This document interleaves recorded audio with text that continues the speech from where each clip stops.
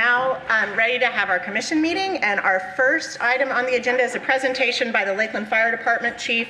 Chief Douglas Riley is giving us an overview this morning. And man, do we appreciate you all running the EOC and taking care of us during this post-hurricane world. Yes, yes, praise God. It wasn't from the snip. Fired it and in this way and give you a clicker. Hold my breath.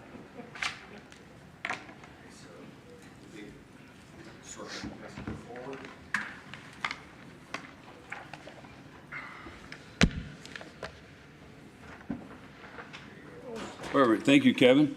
For the record, I'm Doug Riley. I'm the fire chief here in the city of Lakeland, and Mayor Pro Tem and commissioners and city management. Thank you for allowing us the opportunity this morning just to share a little bit of update with the Lakeland Fire Department.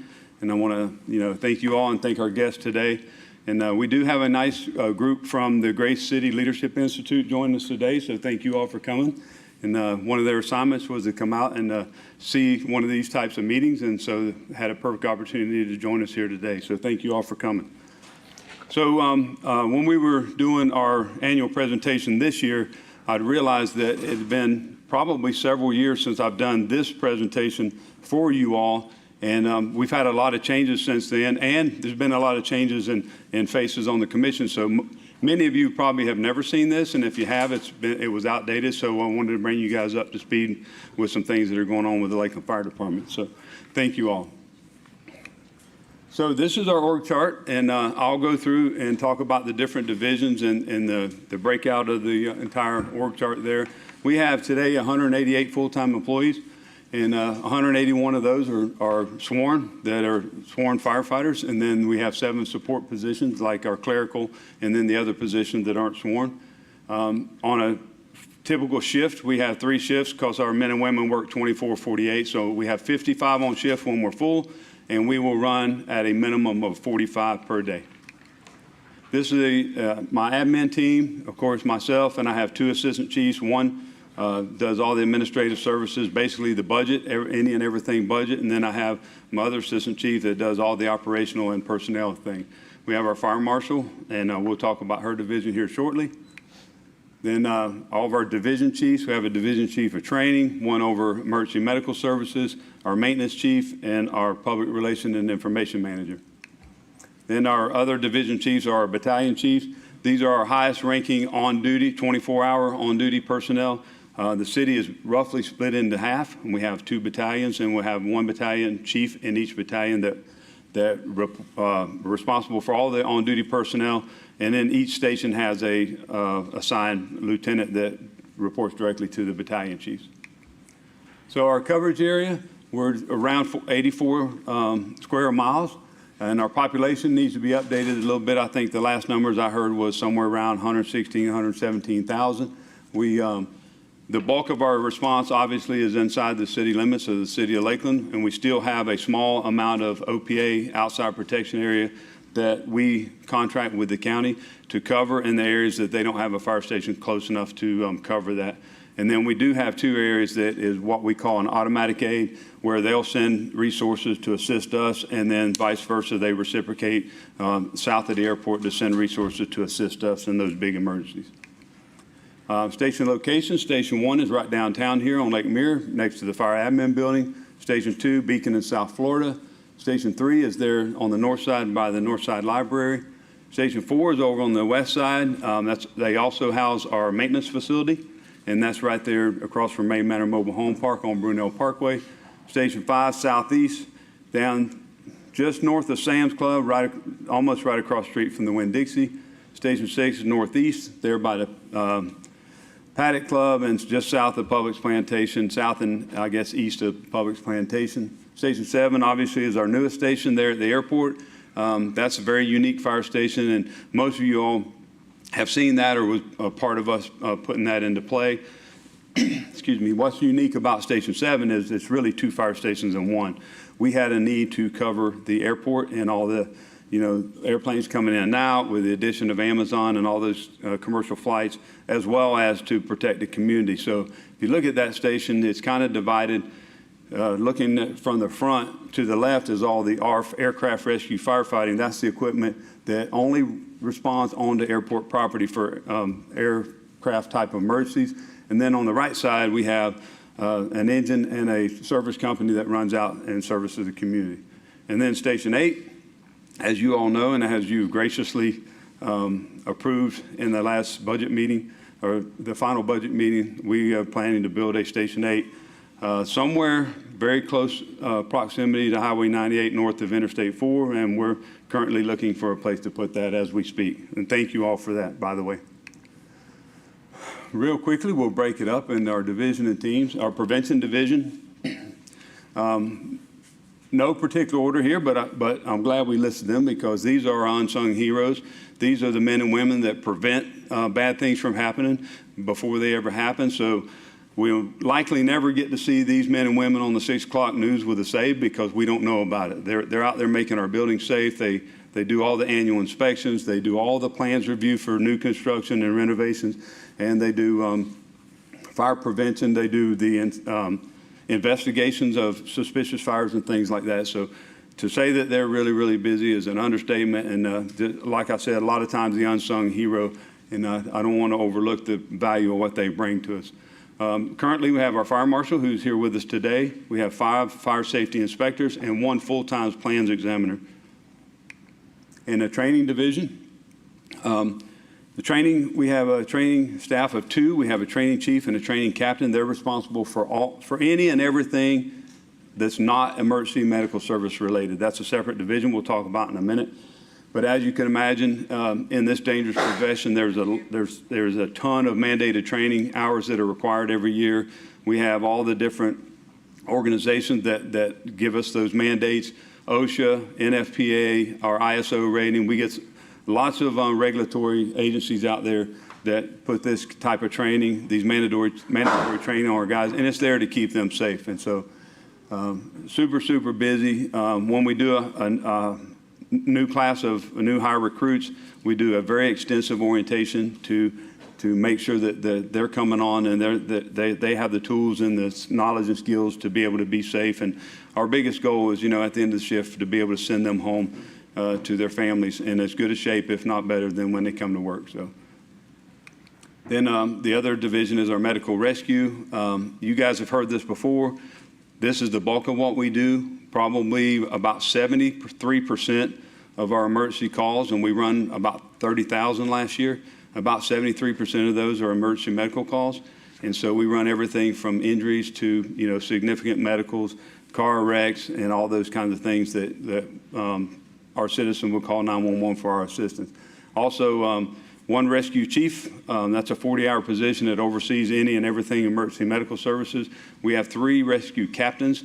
These captains are on a 24-hour shift because, as you can imagine, if something's going to go wrong, it's going to go wrong after hours. And so we have those captains on shift 24/7. They do all the quality control. They do all the equipment and medication, tracking and replenishment and all that kind of stuff, as well as they serve as the liaison with Polk County Fire Rescue, whom, we work under their medical director and their protocols. So another extra added value of those rescue captains are they're all trained and certified safety officers. So on every big emergency event, we have a built-in trained safety officer there as well, which is really huge for our men and women. The maintenance division, we're very fortunate here at the city to have our own maintenance division. As you can imagine, a fire truck is not like the sedan that I drove in this morning. A lot of specialty equipment, so they maintain all of our fire apparatus and all the equipment on the apparatus, as well as some of the things like the generators at our fire station. Currently have 1 EMS or equipment supervisor and then 2 what we call emergency vehicle technicians. So they're not only ASA certified to work on the normal cars and trucks, but they also have additional certification and training to work on fire trucks and every piece of equipment on those fire trucks. The communication and public relations. We have our public relation information manager and then a part-time communication and education assistant. And they do all of the social media. They plan all the events, all the training. We do a lot of training with not only the little kids, but also for our elderly population.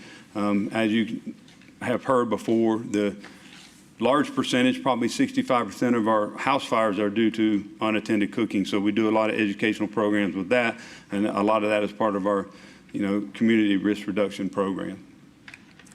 The special ops, so, obviously we fight fires and we run medical calls, but we do a whole lot of in between there. So special operations, we have an urban search and rescue, technical rescue team, and that requires a lot of training and a lot of specialty equipment.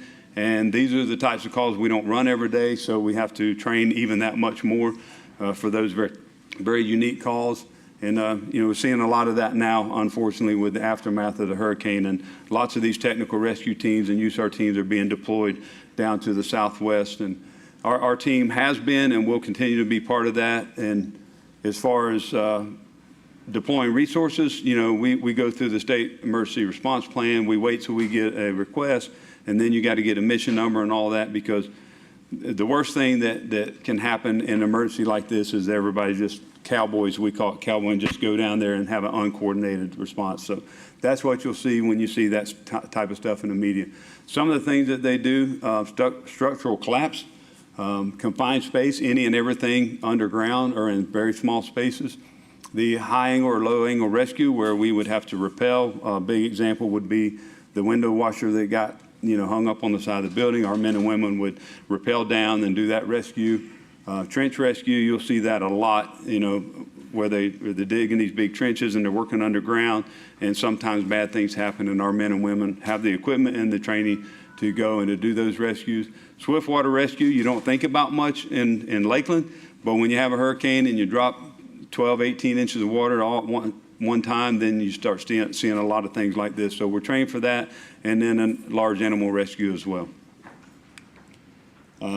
Aircraft rescue and firefighting at Station 7, we talked a little bit about that. It also requires additional training and additional certifications to respond with the big green ARF truck that you see behind that firefighter there onto airport property when we have aircraft emergencies. Special operations, we have SWAT medics, and I'll tell you just briefly, those are our same firefighter medics that we have that staff their regular duty time, but they're also trained with additional certification. They train with the Lakeland Police Department SWAT team, and they have special equipment with the Kevlar vests and the helmets and things like that. They're not there to actually run that call and to serve those warrants and do those arrests. They're there in case one of our brothers and sisters at LPD were to get injured. Their primary purpose is there to take care of our police officers if something goes bad. So we really appreciate the work that they do every day as well. So a little bit on our numbers. We're busier than we've ever been. Like I said before, we passed 30,000 calls last year, and there's no indication of it slowing down. You can see the graph as it just continues to climb, and we try to address that and add additional resources to keep up with the growth. The calls per station, just kind of break it out there a little bit. Station 3 there at the Northside Library is by far our busiest station, and one of the reasons that we're addressing Station 8 north of the interstate, that will help that bar to decrease quite a bit and get us into a manageable number. The insurance service offices, I shared this with you before. ISO is a group that evaluates fire departments on how good or how bad you are. You get a rating from 1 being the best to 10. Basically, you don't have a fire department. And for several years now, we have been very fortunate to have an ISO 1 rating. And we're very proud of that, but we're also proud for our citizens, because it not only does it mean they're getting superior fire services out there, but it also helps when they're trying to buy insurance for their properties and things like that. Not all, but a lot of the insurance companies will use that ISO rating to factor into their calculations for what your premiums are going to be.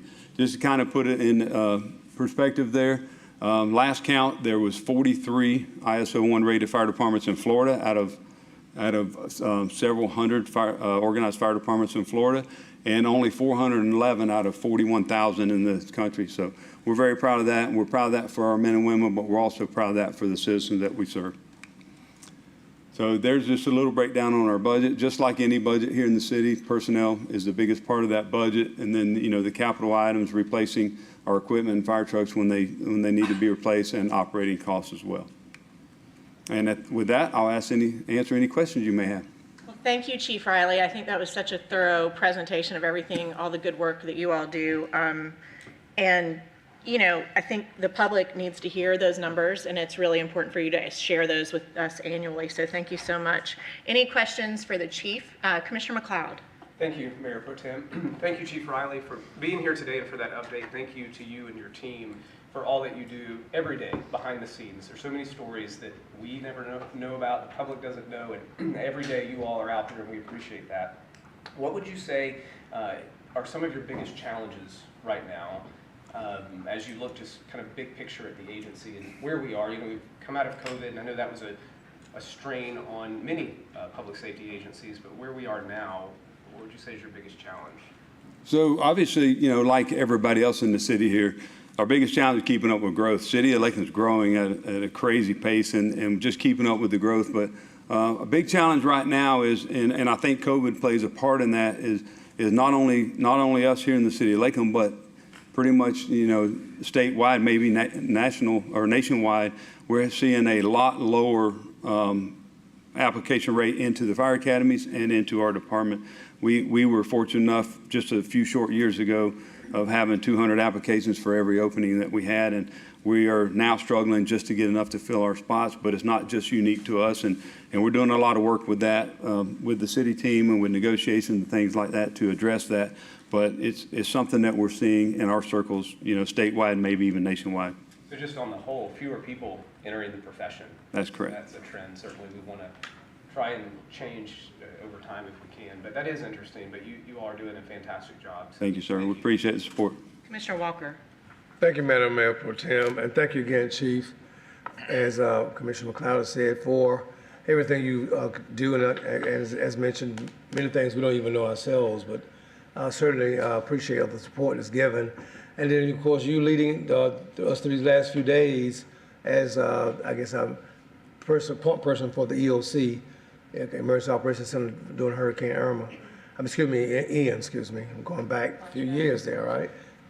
But I want to ask, is there still some conversation about making sure as we land on Fire Station 8, where its location would be, is there still being conversation about supporting LPD, Lakeland Police Department, and having some kind of support in that building because of their location being so far central in our downtown core, and they have being far north and going to calls or having to take care of situations in the northern part of our city? Is that kind of conversation still being held there with what may happen or what may come out of that particular location?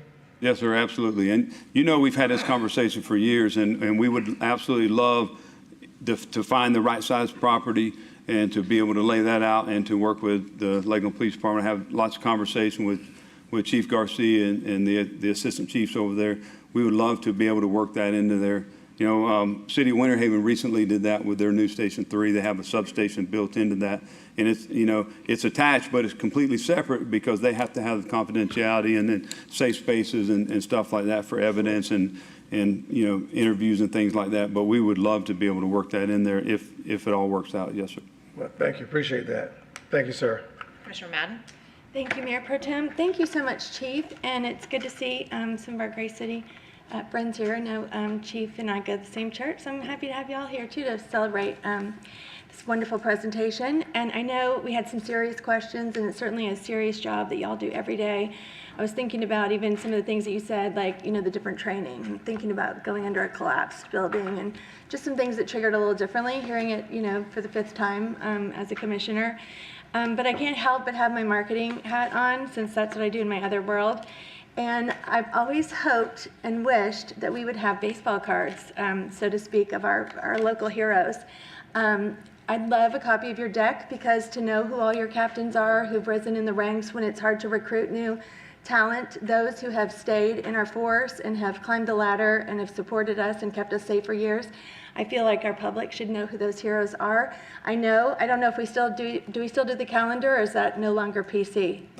We're still doing the count. Okay, so we've got We the did have, I calendar. think we had 1 year off, but it's supposed to be coming out sometime this month. Okay, so that's a good way, for us to see faces and names. I'm looking back at Stephanie back there. So could we get some baseball cards, like with all of our firefighter heroes and their names and their statistics? I would really love that. Okay, so. Yes, thank you. We'll see what we can do. Commissioner Music. But if we do baseball cards for firefighter, we're going to have to do it for our police officers as well. Absolutely. Yeah. I'm in it for everyone, yes. Commissioner Music. Thank you. Yeah, so obviously from the statistics, we're well-trained, well-executed, and for that, like the rest of us, kudos here. Could you do me a favor and go back to the slide that is the annual calls for service? Barbara. I'm not sure how to make this. Number 18, and I couldn't tell you how to get there either, but. Okay, here we go. This one? Yep, nope, yeah, right there. So considering, and then the picture that we ended on that had questions, you had the street blocked off, you've got your, we got the engines, we've got some of the other service vehicles. When we sit and we look at the dispatched calls and that rescue and medical is 69 and fires is 2%, right? When we look at that, when we look at the disparity between that, how are we, and then is there a nationwide model for how vehicles and personnel are being dispatched to things like that? Because obviously, taking an engine to an automobile accident or something is wear, it's tear, it's fuel, it's things like that.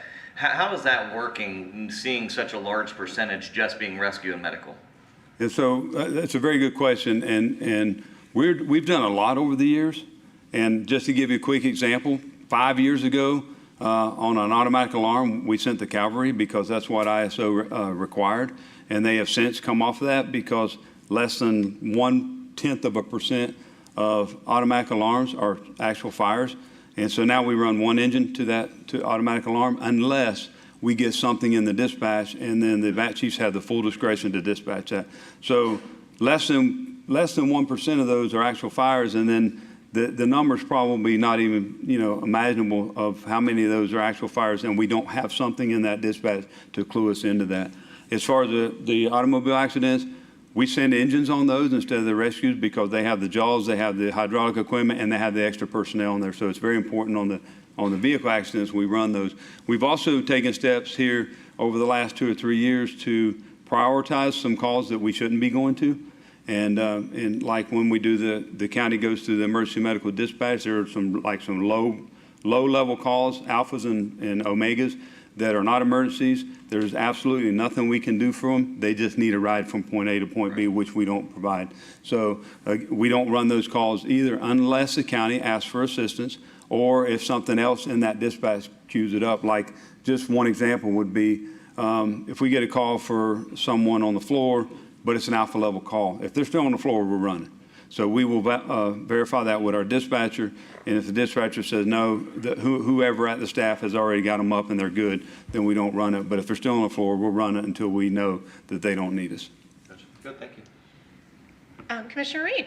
Thank you. I guess everybody's going to talk a little bit today. I see in a little while we're getting ready to appropriate funds for 2 more engines for you. That's correct, yes, sir. What kind of, and I guess we're going to out-service number 81, is that it? I'm sorry. We're going to, which unit we're going to put out of service number 81, is that what I'm? Yes, sir. So we have one that's coming up on our regular amortization schedule, and then we're adding 81. And so what we're finding out now is because of the supply issues and things like that, where it used to take us 8 or 10 months to get an engine, now it's taking 2 years.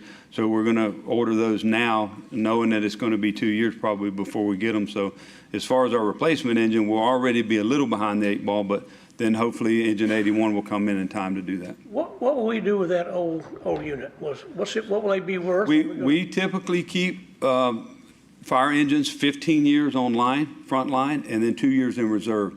So when that one goes into reserve, then the older reserve will go to auction. And then typically we'll send them to auction and auction them off. On occasion, we will donate one to the Ridge Fire Academy, and in turn they give us credits for seats in the classes and things like that. So it's a good partnership. Thank you. Great questions. Well, great questions from all of my fellow commissioners. And just to highlight really quick, that 2% of fires probably points to our inspections and our codes. And Absolutely. I just wanted to affirm that. We're going to celebrate your Yes. inspection team here in a little bit with a proclamation. And then also, just a reminder to the public, when everybody else is running away from a scene, like we have 2% of the population that runs in, and that would be our fire department and our police officers. So that you all are built a certain way, and we just appreciate you so much tagging in and taking care of us in those dire situations. And the rescue and medical numbers, you know, are incredible. And I think it's something that I'm glad you highlighted today, because when there is a car accident and when there is something that's precarious, you guys go running in and you're prepared, and guys and girls, and you are prepared to take care of our community at large. And we greatly, greatly appreciate it. And to Commissioner Walker's point about the Emergency Operations Center, I felt a lot more comfortable, you know, knowing that you all are represented in there with our other leadership team, especially before the hurricane just came through and after. So thank you for everything that you do. We appreciate it. Thank you for your support. Yes, sir. All right. So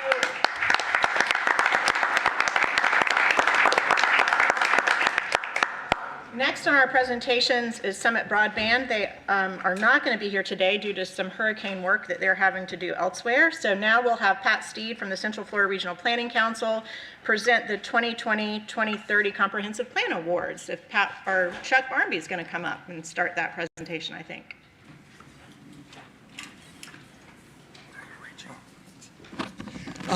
Good morning. For the record, Chuck Barnby with the Community and Economic Development Department. Before I turn it over to Pat Steed with the Regional Planning Council, I just want to express our gratitude for the work that they did in streamlining our comprehensive plan. The last plan that we had was 750 pages. And so, you know, it was great Friday night reading, and a lot of information in there that really just, you know, I think if you want to have a document that doesn't generate the public interest and the excitement about planning, that was certainly the case. And so with Pat's work and the team of the Regional Planning Council, the plan has been much more streamlined and is something that is digestible, and we're just very appreciative. And so at this point, I will turn it over to Pat.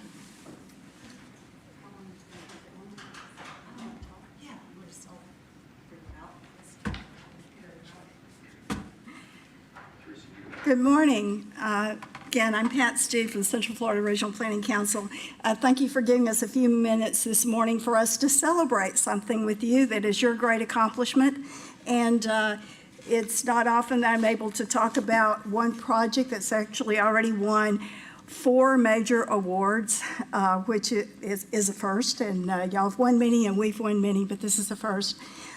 So what you see here before you represents the statewide award from the Florida Planning and Zoning Association for the Outstanding Coordinated Community Plan and Infrastructure Award.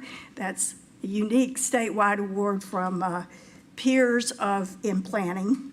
The other one is the Award of Merit called the Planet Award from the Heart of Florida section of the American Planning Association. Heart of Florida is our local, that is Polk Hardy Highlands. And then we actually won the statewide award, which is the large one that Teresa is holding, and that is the Award of Excellence for Comprehensive Plan for a Large Jurisdiction from the Florida chapter of the American Planning Association. And we were able to receive that last month, and that again, they only give out 5 awards, 5 categories. This was the top award in the category and the top level of prize, so that was very significant. And literally hot off the press, I have an award that actually we will be picking up next month or later this month at the National Association of Development Organizations.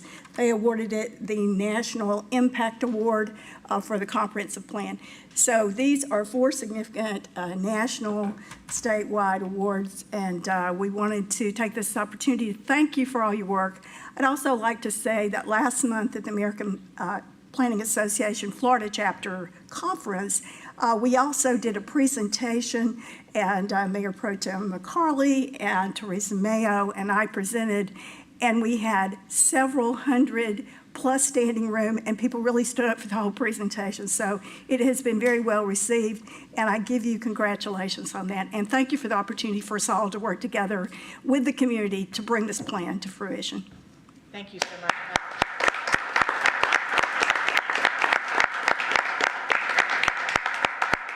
Thank you all so much. Any questions or comments from the commission?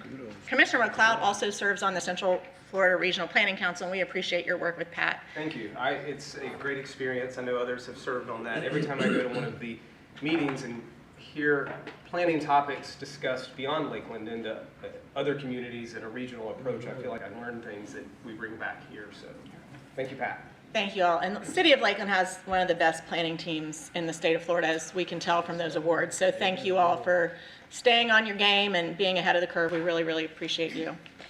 Next, we have Bill Cohen with our Beautification Awards. You're ready this morning?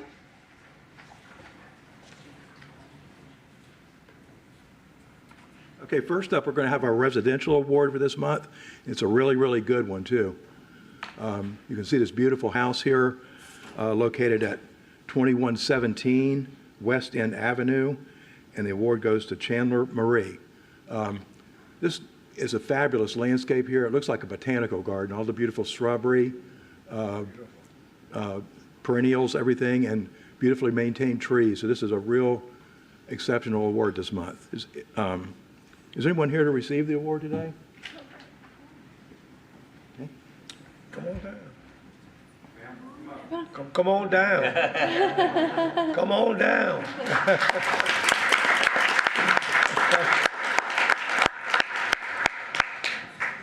Over here for Jamin. It's so beautiful. Thank you for coming today. Would you like to say anything about your home or your work? I'm just a yard worker. Oh. And I've been working in my yard since I was 17. So wow. It's been a love. And my father was the same way. And luckily, out of 3 girls, I took after him. Well, congratulations. It's beautiful. Congratulations.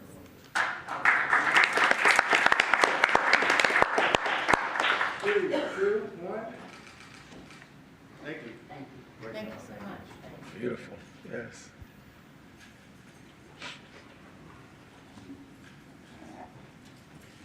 Next up is the commercial award for this month, and apparently a lot of people definitely recognize this structure. The Reese Cliff Family Diner has been open since 1934, serving great food. And recently, they really did a great job of re-landscaping their facility. Beautifully professional landscape here, featuring tropical palms, beautiful shrubs of all types. So this is a real improvement to the property, as we can see here. Is there anyone here to receive this award?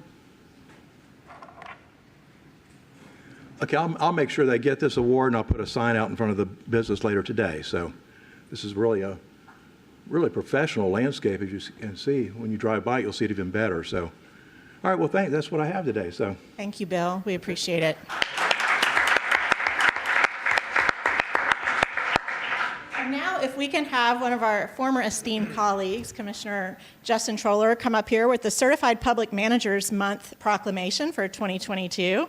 And he is here to receive the proclamation as the president of the Heart of Florida chapter of Certified Public Managers. And I'm going to read this, I guess. Correct. Do you want me to hit the highlights? Or? You can do whatever you want. Well, I'm going to practice my reading in public. Whereas the quality and efficiency of management and government have a major impact on the orderly functioning of services to society and the lives of the residents of our communities, and whereas a public manager certification contributes to maintaining and improving the effectiveness and professionalism of government managers, whereas certified public managers participate in leadership, decision-making, organizational research, and management training while enhancing their knowledge of public policy, whereas upholding public trust through high standards of ethical responsibility, CPMs perform their duties with honesty and fairness while setting an example of professionalism, whereas CPMs provide rational leadership, demonstrating vision and competence in the professional management of public policies and services, Whereas the City of Lakeland recognizes certified public managers for facilitating positive changes and enhancing the delivery of public services through improved communication and collaboration among public entities. And whereas on October 6, 1980, the Certified Public Manager Board ratified the Constitution of the National Certified Public Manager Consortium, which is designed to monitor accreditation standards, facilitate program development of certified public manager programs around the nation. Now, therefore, it's not me, it's the mayor, H. William Mutt, City of Lakeland Mayor, and on behalf of the Lakeland City Commission, do hereby proclaim October 2022 as Certified Public Manager Month. And we are very excited to have you here. I know you have some words you want to share about it. Well, thank you very much, Madam Mayor Pro Tem. Good morning. My name is Justin Troller, and I'm the president of the Certified Public Manager alumni group with the Heart of Florida chapter. We have some esteemed members from the city of Lakeland. Chief Riley is a member. Mike Brozart's a member. We have Bob Donahue. We were hoping to have some more of our board members here, but because of the hurricane, they're all working overtime, so they would not able to be here today. But I do want to thank the City Commission and the City Administration for supporting the CPM program. I think it's an important process for succession planning and building leaders within the organization to take over these top management positions within an organization. So it's a privilege for me to be the president, but we have some stellar and some outstanding members of our chapter, and it's a privilege for me to accept that this proclamation on their behalf today. And I know, are there any of the CPM, Doug, do you want to come on up? Let's get any Heart of Florida members here. We were going to have a few, but I think Mike Brozart knew that we were doing this, so he dipped out. Yeah. So, yeah. All right, ready? 3, 2, 1. Thank you.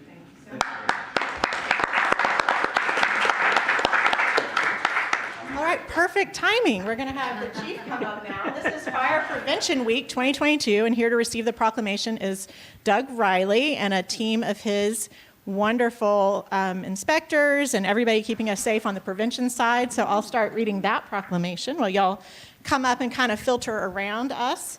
Whereas the City of Lakeland is committed to ensuring the safety and security of all those living in and visiting our city, whereas fire is a serious public safety concern both locally and nationally, and homes are the location where people are most at risk of being injured by fire, whereas home fires killed more than 2,580 people in the United States in 2020.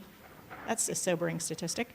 According to the National Fire Protection Association, and fire departments in the United States responded to a total of 356,500 home fires. Whereas smoke alarms sense smoke well before you can, alerting to danger in the event of a fire in which you may have as little as 2 minutes to safely escape. Whereas active smoke alarms cut the risk of dying and reported home fires in half, and Lakeland residents must be sure everyone in the home understands the warning sounds of these alarms and know how to respond. Whereas Lakeland residents who have planned and practiced a home fire escape plan are more prepared and will therefore be more likely to survive a fire. Whereas Lakeland residents will make sure their smoke and carbon monoxide alarms meet the needs of all family members, including those with sensory or physical disabilities. And whereas Lakeland first responders work to reduce the occurrence of home fires and home fire injuries through prevention and protection education. And whereas Lakeland residents are responsive to the public education measures and are better able to take personal steps to increase their safety from fire, especially in their homes. Whereas the 2022 Fire Prevention Week theme, Fire Won't Wait, Plan Your Escape, reminds us how important it is to have a home fire escape plan. Now, therefore, Mayor H. William Mutt, City of Lakeland, and on behalf of the entire commission with whom I serve, do hereby proclaim October 9th through 15th, 2022 as Fire Prevention Week. Thank you all so much for what you do. Okay. We'll let Cheryl talk. Thanks. Just as a reminder to our citizens, our prevention division, unfortunately, our inspectors are out busy this morning because our contractors have a lot of inspections since we were closed last week for most of the week. But I want to remind our citizens that the majority of our fire deaths are in homes where we do not have jurisdiction and we don't do inspections. And so it is so important to make sure that your smoke alarms are working and that you have a plan of what to do. It's not enough to just have the smoke alarm. Make sure everyone who lives in your home with you understands what that sound means and knows what the plan is and how to get out safely. That is of utmost importance. Also want to take just a couple seconds here to remind people we're having some issues right now following the hurricane with a lot of burning of yard debris. And unfortunately, that is against city ordinance. Yard debris should just be put at the edge of the curb, and at some point, our solid waste crews will get that picked up. But please refrain from burning yard debris. That's not a safe practice, and it is against city ordinance. Talking to you. Yeah, I've seen it. Talking to you.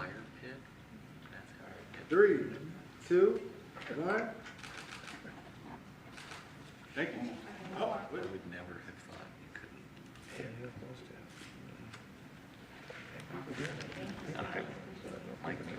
All right. The next item on our proclamation is National Red Ribbon Week Month 2022. Here to receive the proclamation is Angie Ellison from Interact Alliance, Executive Director, and Samantha McCain, Assistant Executive Director of Interact Alliance. Come on up. We're excited y'all are here. And who else is with you? This is president of our Youth Impact. Since there's no school, Katie Lilia could join us. Katie, I'm so excited that you're here. All right, well, we'll start this. Whereas substance abuse is the most common risk factor impacting youth and society, and the prevention education programs offered by Interact Alliance have proven to be effective tools in reducing risk factors and strengthening protective factors, with recent research showing that 83% of Polk County students in 6th through 12th grades choose not to drink alcohol. And whereas Interact Alliance has been providing prevention education to youth and adults in the Polk, Hardy, and Highlands County communities since 1985, working diligently to reduce the abuse and underage use of harmful substances, along with involvement in risky behaviors through community awareness and involvement, prevention education, economic support, and leadership development. And whereas Interact Alliance serves as the fiscal agent for the Stand Up Polk, adult-based, and Youth Impact, youth-based coalitions for a drug-free Polk, and works in collaboration with the county and local law enforcement to provide prevention and education programs. You can stand right here. And, oh, I lost my place. And awareness events for youth and adults, medication to take back days, and establish permanent prescription depositories to safely and properly dispose of unused medication. Whereas the 37th annual Red Ribbon campaign will be highlighted by the Red Ribbon Run and Challenge presented by Interact Alliance and title sponsor Publix Supermarkets on Saturday, October 29th, 2022, creating a community event in which elementary and middle school students participate in a race of heats, and families can run or walk in a family fun run around picturesque Lake Mirror and participate in weekly online health challenges during October to support prevention education, anti-bullying, and encourage healthy life choices. Now, therefore, Mayor H. William Mutz, City of Lakeland, and on behalf of the Lakeland City Commission, do hereby proclaim October 2022 as National Red Ribbon Month. I'm going to hand that to you. Would you like to say anything? I would love to say something. So, the ducks that you guys received are a part of the Committee for Mental Health for Youth Impact. Youth Impact is a youth leadership program that I'm a part of. I am the president of that program. And we serve for the mental health. We serve to make sure that the stigmatism is stopped. Like, if you have mental health, sure, talk about it. Make sure you guys are listening. And it's very important, especially for like nowadays and like with social media and everything. It's very important. So we aim for that Committee for Youth Impact. We make sure that young teens and young adults are able to talk about it. Awesome. What high school are you in? I go to Harrison. I am a senior. Hey, sorry. I didn't even know that. That's such a bonus. Angie, would you like to say? Thank you so much to the City of Lakeland. The Red Ribbon Run and so many of our programs would not be possible without the fire department and the police department and the rec department, communications department. And so we just really enjoy being a part of the city and a part of the efforts that are made and the professionalism that is shown on all of those levels. Also, you each got the brochure that has the challenges. There's a challenge for every day of the month, so pick one, please, and post it. There's one as simple as eating dinner, and we all do that, right? So please read through them and pick one and post it for us, or send it to us and we will post it for you. So that's your challenge for today. And for those of you who didn't get a brochure, you can go to our website and find those challenges as well. And we would love for you to participate along with us. And we hope we see you all at the Red Ribbon Run on October 29th. Thank you. So much. We'll take a picture and then.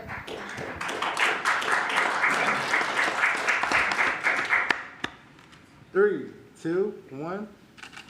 Perfect. Thank you. Commissioner Reed? Yes, I have a brief question. Have you seen a increase in the use of fentanyl in Florida? I know we're having, it's been real bad in Texas and California, but has it made its way here? And I guess the poisonings that they're doing into the pills now? It is most definitely a concern in the state of Florida.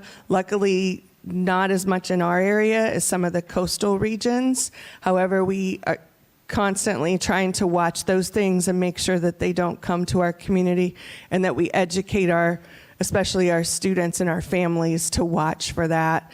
A little grain the size of sugar can kill someone. So this is a very, very serious trend that is going on. You'll actually see us push some information out around Halloween, because there's colorful fentanyl now, which of course, who are you trying to attract at that point? It's kids. So we definitely are watching it. We're lucky so far that our students and our adults are having a little more sense. But it's around. I want to say Pinellas County and Orange County are two areas that it's really showing some really scary stuff. And we're also part of a task force with the Tampa region to specifically work on that around opioids and heroin as well. Thank you.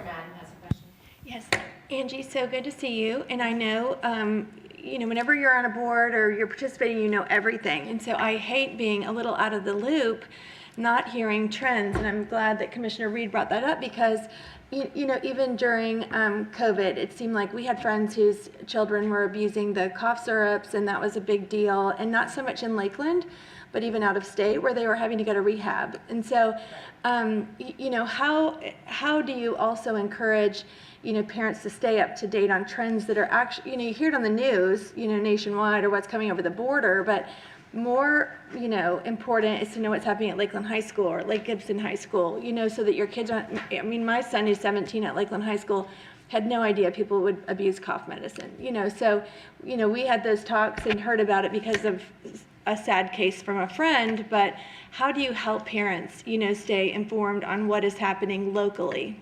I will pay you later, Stephanie. I'm so glad you asked that question. Interact Alliance has a own the upside but avoid the downside trailer that is a mock teenager's bedroom. So we will come to your church, to your Kiwanis, to any organization where there's parents, and talk to you about those trends, and actually kind of have a scavenger hunt about what you should be looking for in your child's life that might be a sign. So please keep us in mind whenever you need that education. Also, unfortunately, for a couple years, we haven't been able to have our summit that we have once a year, but we will be having that in the early part of 2003. What year is it? Yes, 2023. And get that information back out to not only parents, but also healthcare workers and guidance counselors and people who are on the forefront of kids' lives. So thank you so much for asking that. Commissioner Walker now has a question. Well, Maybe I need to do a presentation. well, not so much a presentation, another question for a presentation, but actually to say thank you, as Commissioner Madden shared. Years, I know, knowing you and knowing what you've done here in our community to make sure that the word is getting out to our younger generation about the situation regarding drug abuse or whatever it may be. And the rallies, you continue to have, which I think is so important for students to be able to be there and hear, stories about what it's what can happen. And knowing little things like you just shared, even the little tidbits this morning, how something can happen and your life is gone. So I want to say thank you for all the years. I know you've been doing this and still doing it. So Thank you so much. I think my babe was in arms, and she's 31 now. So, yes, sir. Just keep going down. Yes. A less serious question. What's the distance of the run for the family run? Is it one lap? It's about 1K, yeah. It's a lap around, yes. Okay. Mm-hmm. And you used to have a longer distance event, right? Yes, sir, we did. Marathon, maybe? Did you go up to that? Pardon me? Was there a half marathon at some point? We did. Yeah. We Any did. plans to bring those back in the future? I know there's a lot of work, but We loved doing them and the community of runners who would come to them. However, it is a big expense. Yeah. So if you want to build into your budget to close roads and give me 2,000 officers at every crossing, we'd be glad to consider it. But it's just a big expense for a small agency like ours. for sure. Yeah, just curious. But we loved it. We learned a lot about runners and running. Thank you. Thank you. Thank you. I do think you need to come back and do a presentation, and we'll work with City Management Office. Thank you so much. Nice to meet you all. And just on a personal note, I had a family member in 2017 die from fentanyl. So it's a very rampant, it affects every segment of society, it affects everyone. So we really appreciate Interact Alliance's hard work, especially with our youth. Thank you. Next, we have the White Cane Safety Day. Ginny Sykes, our ADA specialist of City of Lakeland, is here, along with Cheryl Brown of Lighthouse for the Blind. So if y'all want to, thank you for coming up and for being here. And I'll start reading. Whereas on October 6th, 1964, a joint resolution of Congress was signed into law authorizing the President of the United States to proclaim October 15th of each year as White Cane Safety Day. And whereas the White Cane Law was created to ensure the right to travel independently using a white cane or guide dog wherever a person who is blind or has visual impairments chooses to go. And whereas the white cane, in addition to being a practical mobility tool, serves as a symbol of dignity, freedom, and independence for individuals who are blind or have visual impairments. On White Cane Safety Day, our nation celebrates the immeasurable contributions individuals who are blind and have visual impairments have made as valued members of our diverse country. And whereas the City of Lakeland has made a commitment to greater accessibility for all citizens and visitors and will continue to strive to provide accessible programs and services to the community, and whereas the Lakeland Alliance for Accessibility will continue to support the city's efforts to enhance accessibility for all citizens and visitors. Now, therefore, Mayor William Mutz, and on behalf of the Lakeland City Commission of the City of Lakeland, do hereby proclaim October 15th, 2022 as White Cane Safety Day. And I'm going to introduce Ginny Sykes, who's going to talk a little bit about this. Thank you, Mayor Pro Tem, Commissioners, and City Management. And I'd like to thank our members of the Alliance who were able to be here today. We have Mickey Brown, co-founder of Noah's Landing, and also one of our former City Maker Award winners. We have Cheryl Brown, President and CEO of Lighthouse for the Blind and Low Vision, and Darlene Sellers, formerly of the Division of Blind Services. And we have other members in the Alliance who were unable to make it today. I just wanted to share from my own perspective, thank you to all of my city coworkers and all the crews that have come in to help us. I've just watched people working tirelessly to get us through the hurricane, and I am so appreciative, as I know everyone is. I'm going to turn it over to Cheryl Brown to speak more about White Cane Safety Day. Thank you, Mayor Pro Tem and Commissioners. We appreciate it. And anytime we can bring attention to the importance of the white cane and yielding to pedestrians. And I'm also excited that the TPO and Polk County and Lakeland all around are participating in a grant called Vision Zero. And the Vision Zero purpose is zero deaths. All pedestrians, not just people that are blind or visually impaired, but all pedestrians, which we have ranked really high in Florida for pedestrian deaths. So anytime we have a chance to really point out the importance of yielding to pedestrians, especially those with a white cane, we appreciate it. So thank you all. Thank you so much. Thank you. Here we go. I don't know who wants to hold that. All right, here we go. 3, 2, 1. Thank you.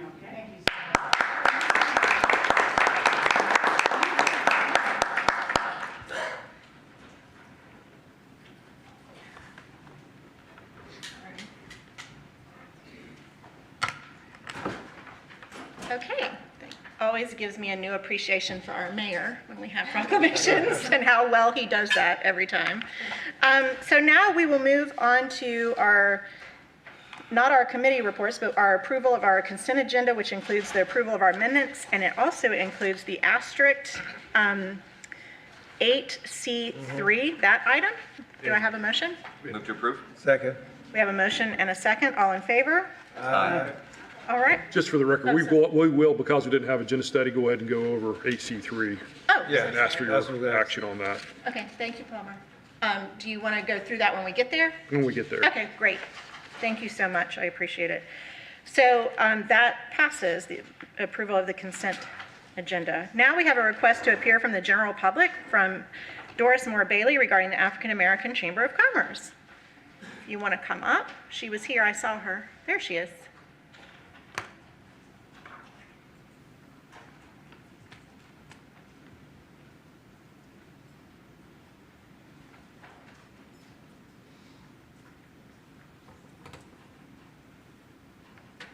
And you'll have 5 minutes for your presentation. So please tell us who you are for our record.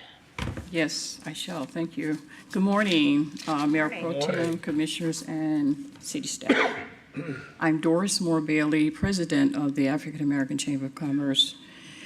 I'd like to thank the manager for accepting my invitation to appear again before you. I need to do some clarification in regards to the proposals. I submitted 2 for the chamber. We submitted 2, and one of those was for youth, because as we know, workforce that is Common Workforce One is a big entity for youth that has to do with technology as well as coding and the digital training that we'd like to provide, which is remote, as we all know today.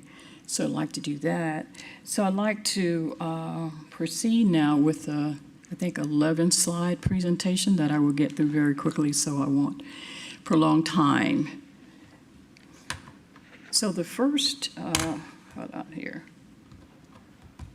The first one is, it talks about promote economic development, business enrichment, and social connection.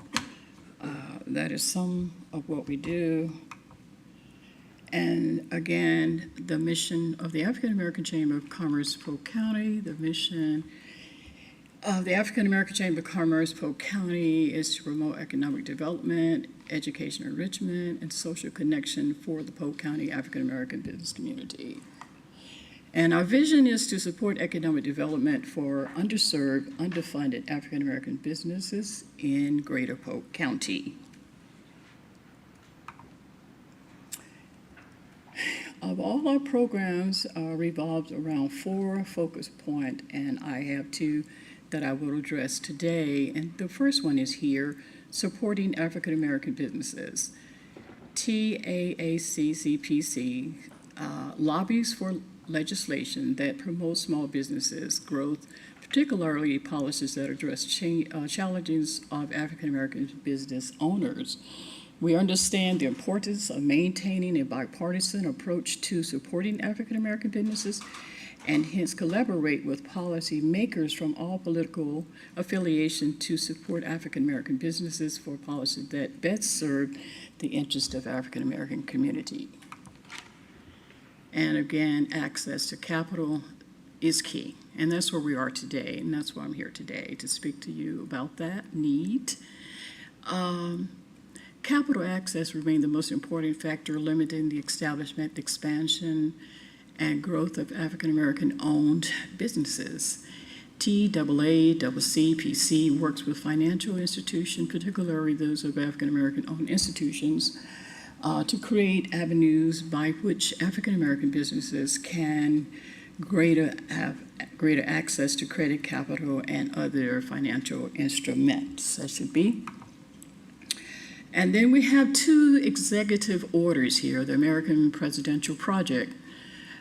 First, you see Executive Order 14045, and that White House initiative advancing education equity, excellency, economic opportunities for Hispanics, and that was signed September 13, 2021.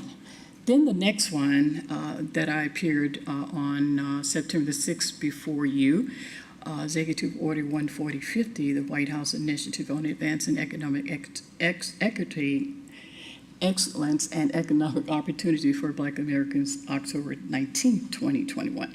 So we had to lobby from the top chambers to everyone on to make sure that we could have monies to help with African American businesses.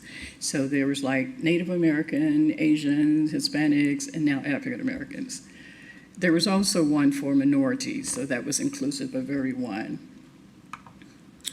And of course, the proposal that I submitted was for one of them. The proposal that I submitted was for micro enterprise, and so I'm going to provide a brief recap here. I hate to read through all of this, and the print is pretty small, so I'm going to say that a couple of things would be that 87% of all businesses in the United States are considered micro enterprises, according to the Association for Enterprise Opportunity. Within 24 billion micro enterprises in the country, for African Americans, the percentage is higher. Well, does that mean I'm through? I asked her to put two more because I was counting your slides, so you have another couple minutes. Okay, if yeah, you okay, wanna. then I'll rush it through, and then I'm going to leave this with each of you if you'd like to have a copy to peruse later, and then I won't prolong time. And that's talked about the $1 trillion annually that is contributed to the economy by African American and Latino Americans. That's the fastest growing businesses in the country. And of course, more stats that I will not go over. And one of these are testimonial letters. One of our members has ordered what they call the hotshot truck, which is like the new thing now. You don't have to have the 18-wheeler. And he basically was able to get a loan for one of the banks that we recommended him to, who's working with us. And so his truck has been ordered. It's going to be a new truck. It will be ready in December. And so he'll be working with that. We also have a young man who has another business which has to do with cargo vans. So now he's going to need to get 2 more cargo vans, and he'll be hiring 4 drivers. And here's another testimonial for mental health and physical services by a medical doctor and a practitioner who will be working with people. These are testimonial letters, some highlights of some things that we've done, and more, and inclusive of that. And I request the Lakeland City to become a member of the African American Chamber.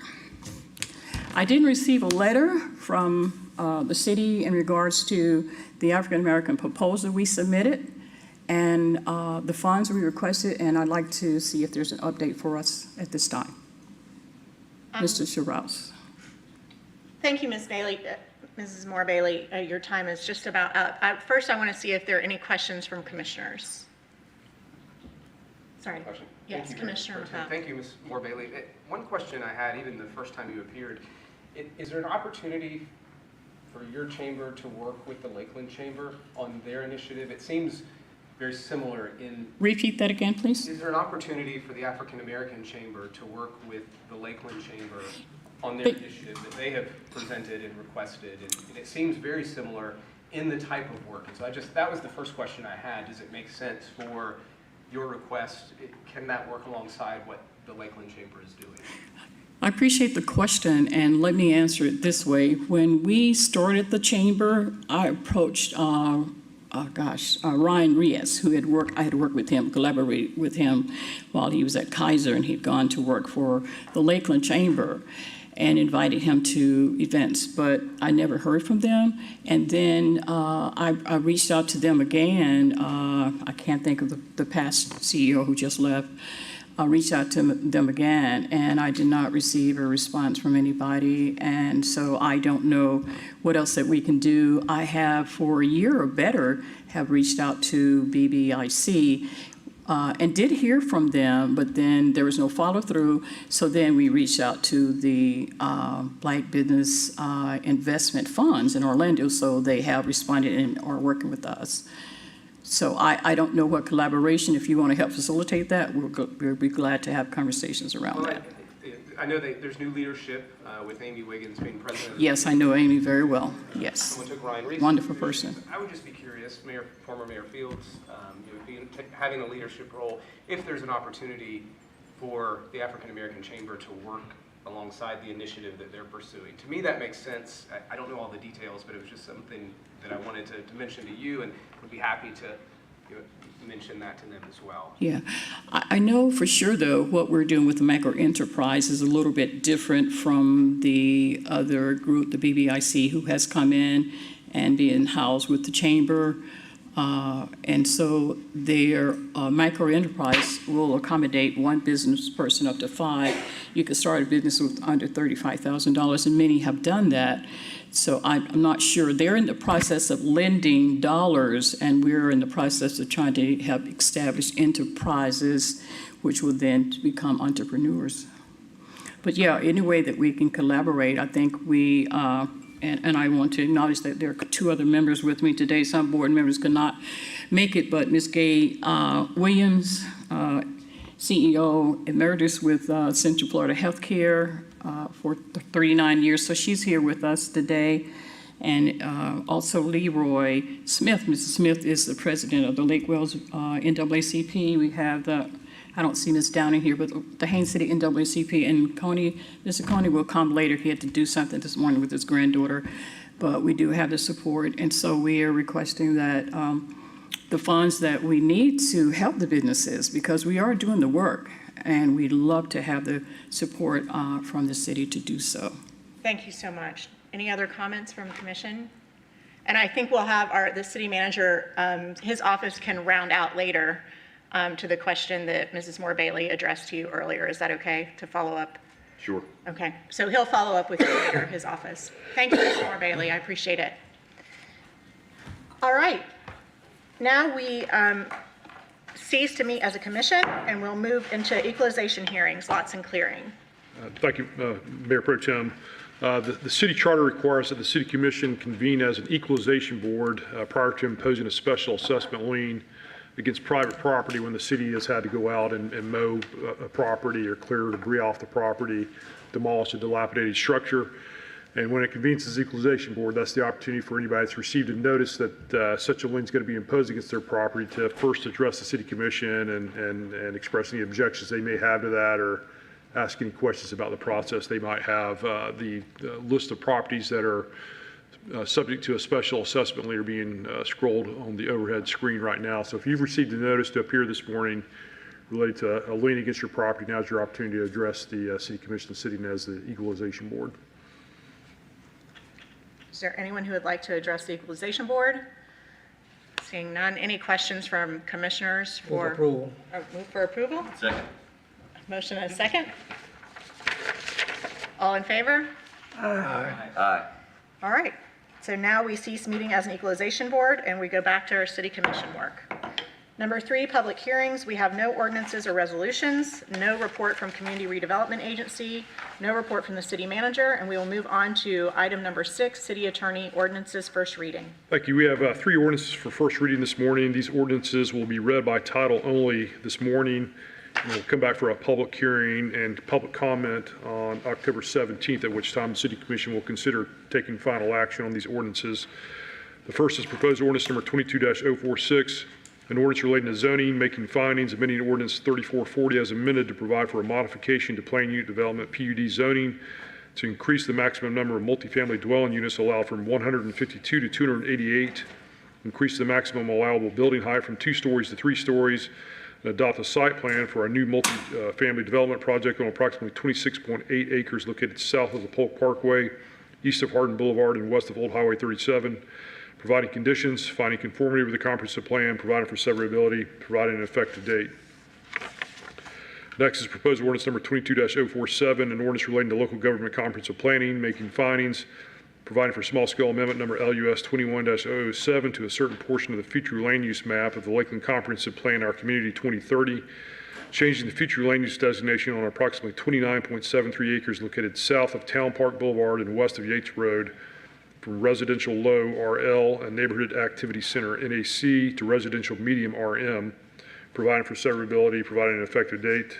And last is proposed ordinance number 22-048, an ordinance relating to zoning, making findings, amending ordinance 4471 as amended, provide for a modification to plan unit development zoning for Town Park Estates to allow a 3-story multifamily residential development with a maximum of 252 dwelling units on approximately 29.73 acres located south of Town Park Boulevard and west of Yates Road, providing conditions, finding conformity with the comprehensive plan, providing for severability, providing an effective date.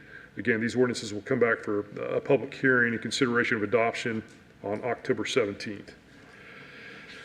We have several resolutions for action this morning. The first is proposed resolution number 22-046, a resolution relating to assessments, determining the necessity for having cleaned and cleared certain properties within the city of Lakeland, providing for the assessment of liens against such property for expenses incurred in the cleaning and clearing thereof, providing an effective date. Move to approve.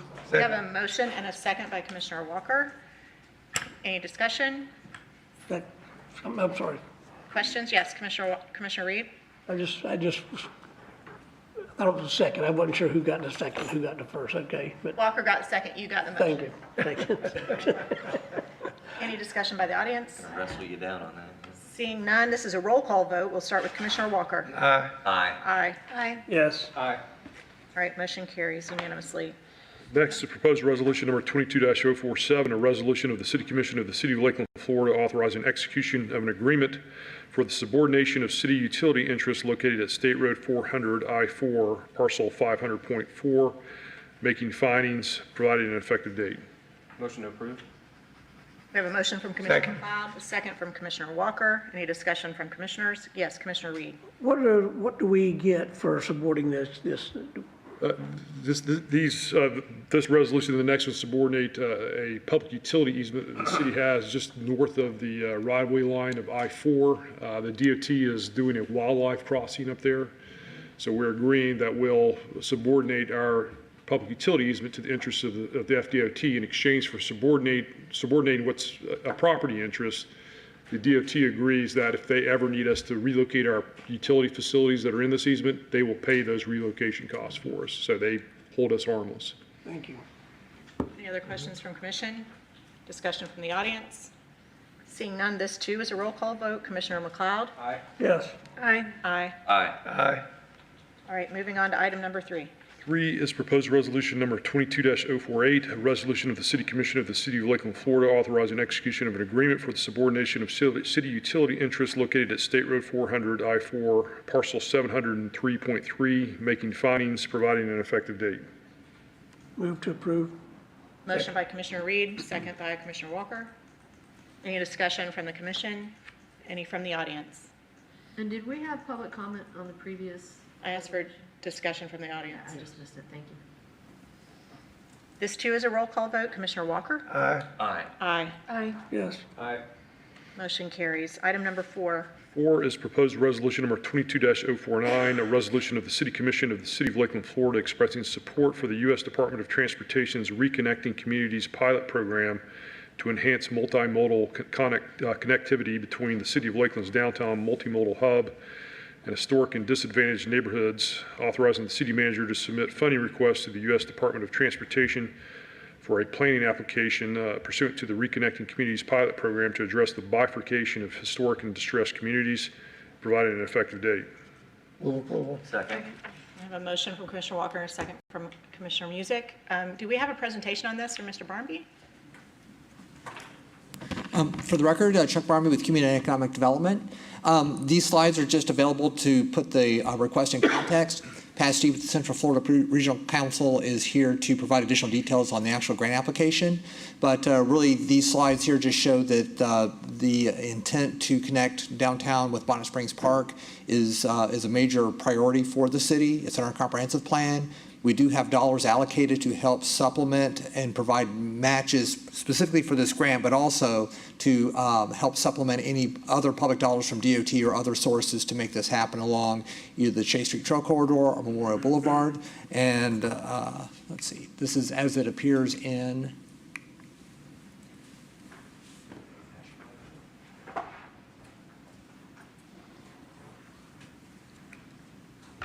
the capital improvement plan. This is the latest one that was adopted by the City Commission at the end of September.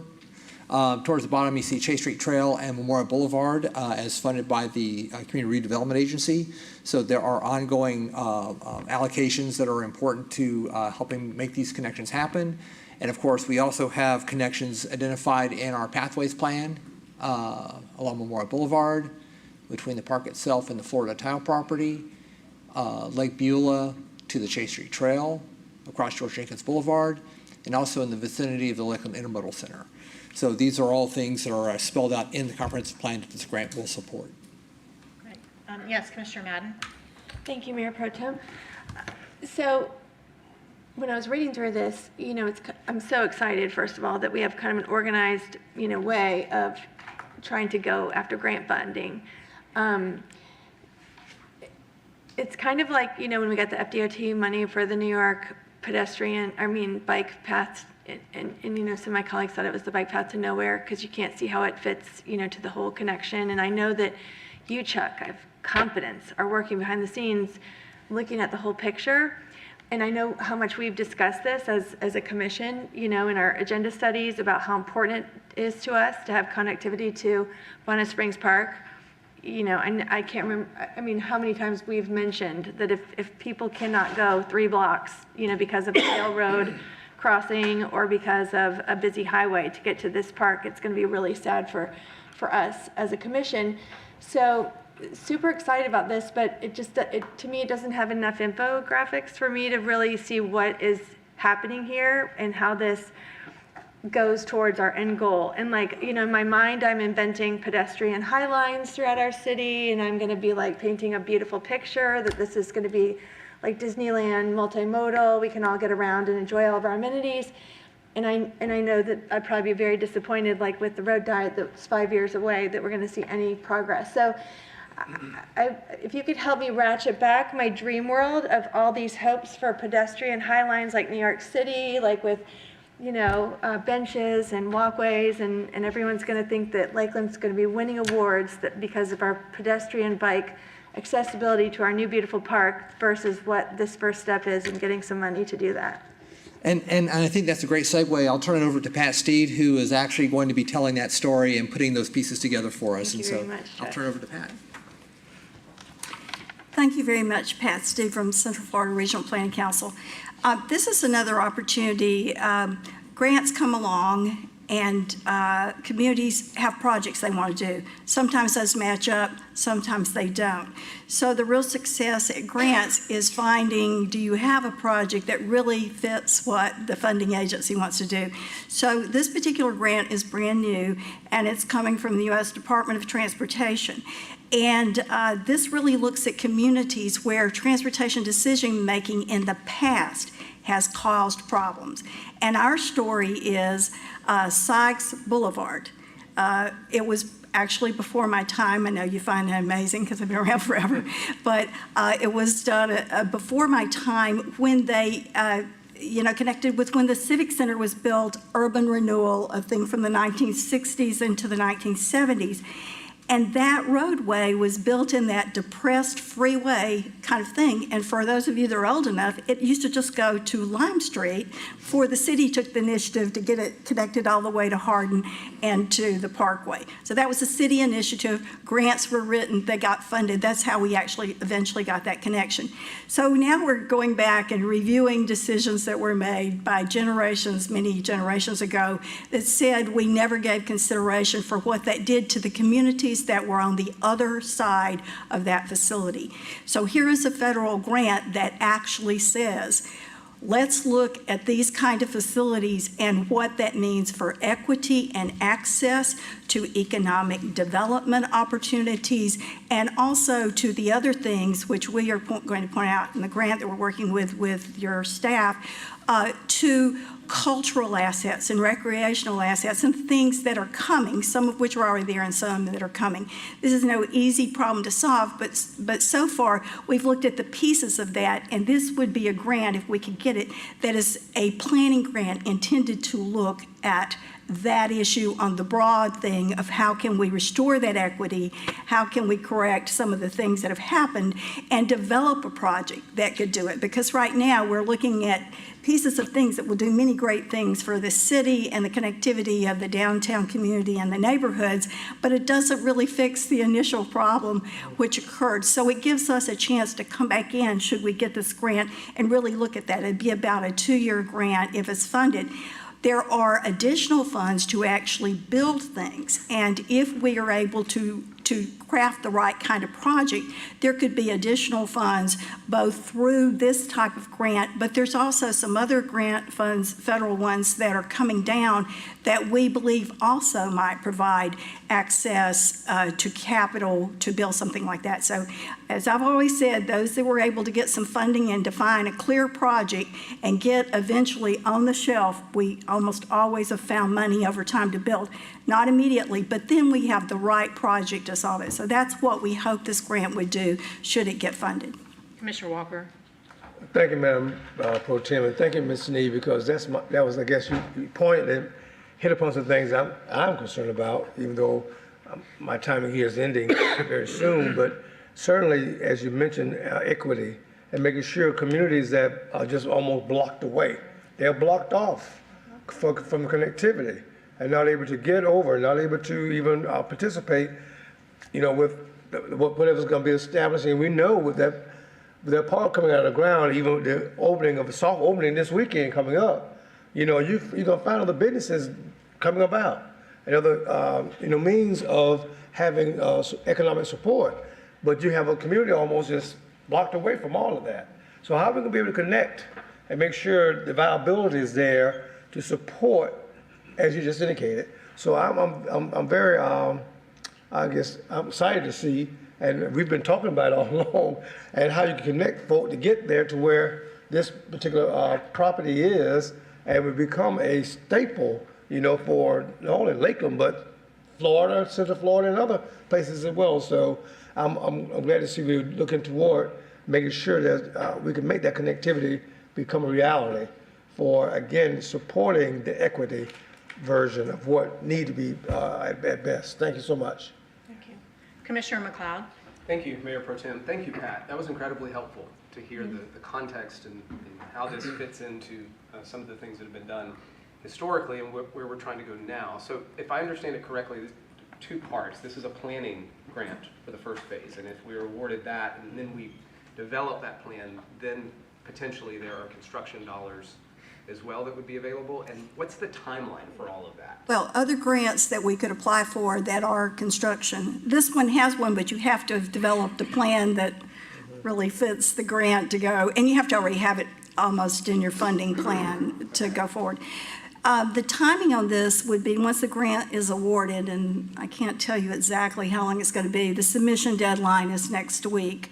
That we would then, if we receive the grant, it's a 2-year process, very vigorous community engagement, lots of things that would be accomplished in there, along with developing a concept plan and hopefully, and taking that concept as far as we can within the planning context. And then we could potentially, if a project is really quickly developed, maybe hit the window, because this is a grant program that'll be around for 5 years, so there'll be other chance to get in. But again, there's another federal program coming that we believe will also fund these. That has not been announced yet, so that's maybe a year later. So there's a window that a project could be developed within there. Now, I know that's a long time, but whatever we're talking about is probably a pretty expensive project to actually complete, and might also, as Chuck said, have access to state funding, we would hope potentially, or other grants. Some of these allow you to piggyback some other funding that normally might not be able to be matched into projects. So it's an opportunity that if we were to get this, then there's that potential for the next opportunity, and you would be in a strong position if you successfully complete a plan that satisfies all the requirements. And I just think we have the classic case, because it's both things that Commissioner Walker said. It's the economic access to downtown from our western neighborhoods, and it's the access to the park from our more eastern side of that problem. So this will actually look at that from a holistic view of that issue. Commissioner Reed?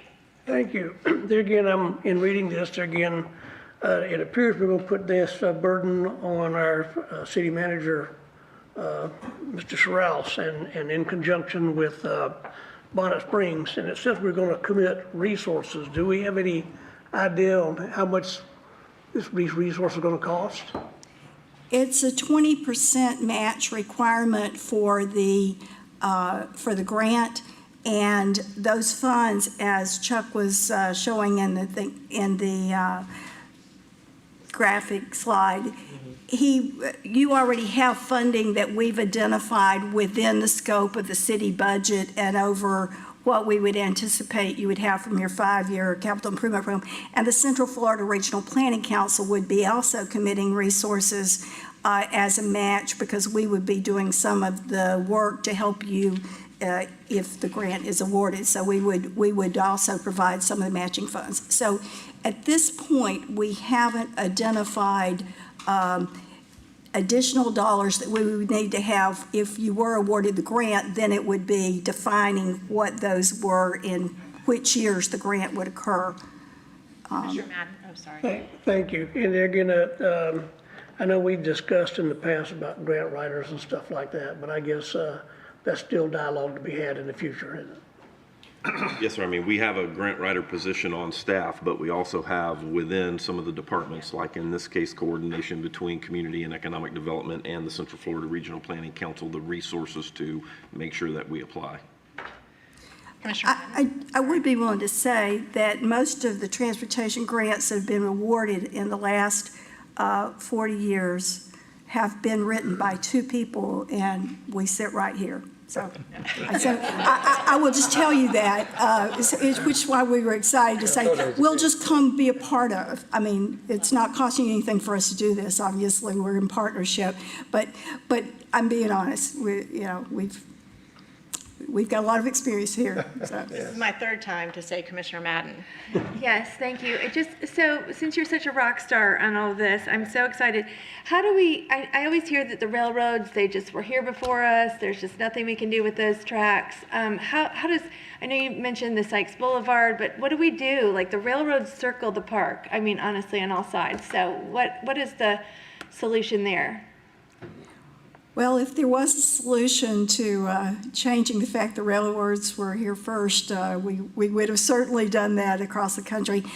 Communities all over the country have the same issues. We particularly have that issue in this location.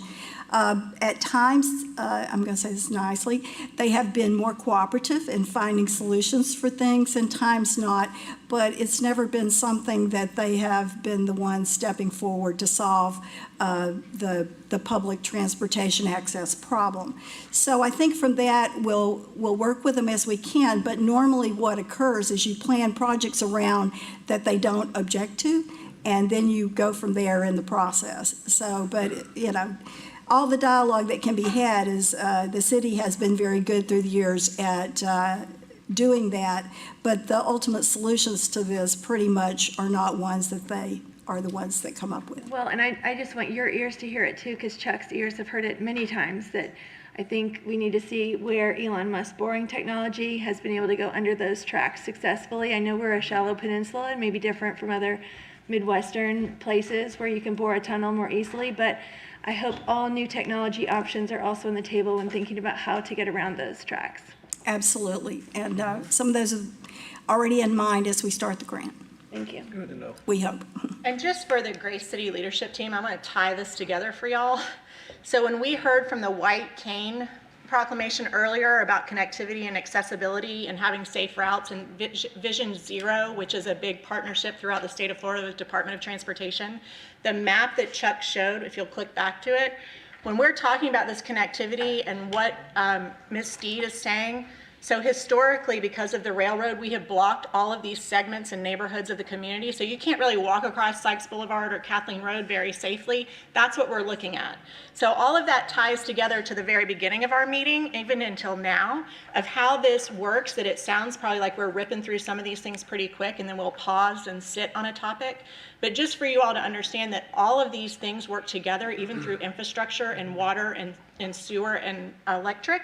So that's why we might pause on this, but the connectivity piece is really, Commissioner Madden talks about high lines, but it's also about people, if you look at the storm effects and how people cannot get out of Sanibel Island and they can't get out of Fort Myers, if there were safe routes and more sidewalks and connectivity that you could traverse without a vehicle, the better off they would be. But when we were planning and growing in the state of Florida, sometimes we didn't consider this, just like she mentioned with Sykes Boulevard. So I just sort of wanted to give you kind of a 30,000-foot view of how it's all physically interconnected, but then metaphorically interconnected, because I think that's really important for all of us as we're moving forward, and that we have very smart people in the room thinking about this on a regular basis, and planners are like one of the unsung heroes of municipal government, county government, and state government, and they look at things in 50-year increments, and so they're trying to fix it so that we don't have to make other decisions later on that are going to cost us more money. So just, sorry, that was my little sideboard teaching moment of the morning. All right, I think I have a motion to accept this. Do I? Do we have a motion in a second? We did. All right, and we've had discussion. Any discussion from the audience? Seeing none, this too is... Oh, I'm so sorry. Come on up, Mrs. Moore Bailey.